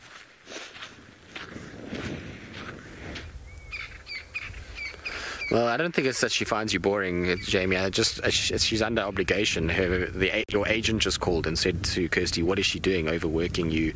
And so Kirsty had to quickly send you back to me so that you could get your downtime. Exactly, they were going to charge Kirsty overtime, and so Kirsty had to make a plan quickly, and you had to come back and see my ugly mug and my boring face, or boring voice. Sorry guys, it's the way it is. It's just how it works out here. You've got no choice, unfortunately. Anyway, of course joking. Kalamba's found herself the best spot possible. She's got herself right into the shade now. I defy anybody to find this cat if she sits like this without kind of driving on top of her. You can just see her there. Well, of course you found it, Kirsty. Sebastian punched in on her face, so if you couldn't see it then there would have been a problem. But I defy anybody to drive along here and spot this cat the way that she's sitting now. That camouflage is quite something in those thickets, and so we got very fortunate that she had her head up when we kind of drove in. But you can see there, it's almost impossible to actually pick her up at all within that little grassy thicket, and no wonder she's in there perfectly camouflaged. Hopefully something comes past and she can grab it and kill it. We'll definitely come this afternoon and try and see if we can find her. But it is that time for us to start heading home, for us to get a break. We also obviously will need to pick up the bushwalk team because we wouldn't want Jamie to use her legs too much more than what she's already done this morning. And so while we head off there, I hope that you've enjoyed this morning and that you've enjoyed our day out from all of us. It's been an absolute pleasure. We'll see you all this afternoon for another installment of Safari Lives.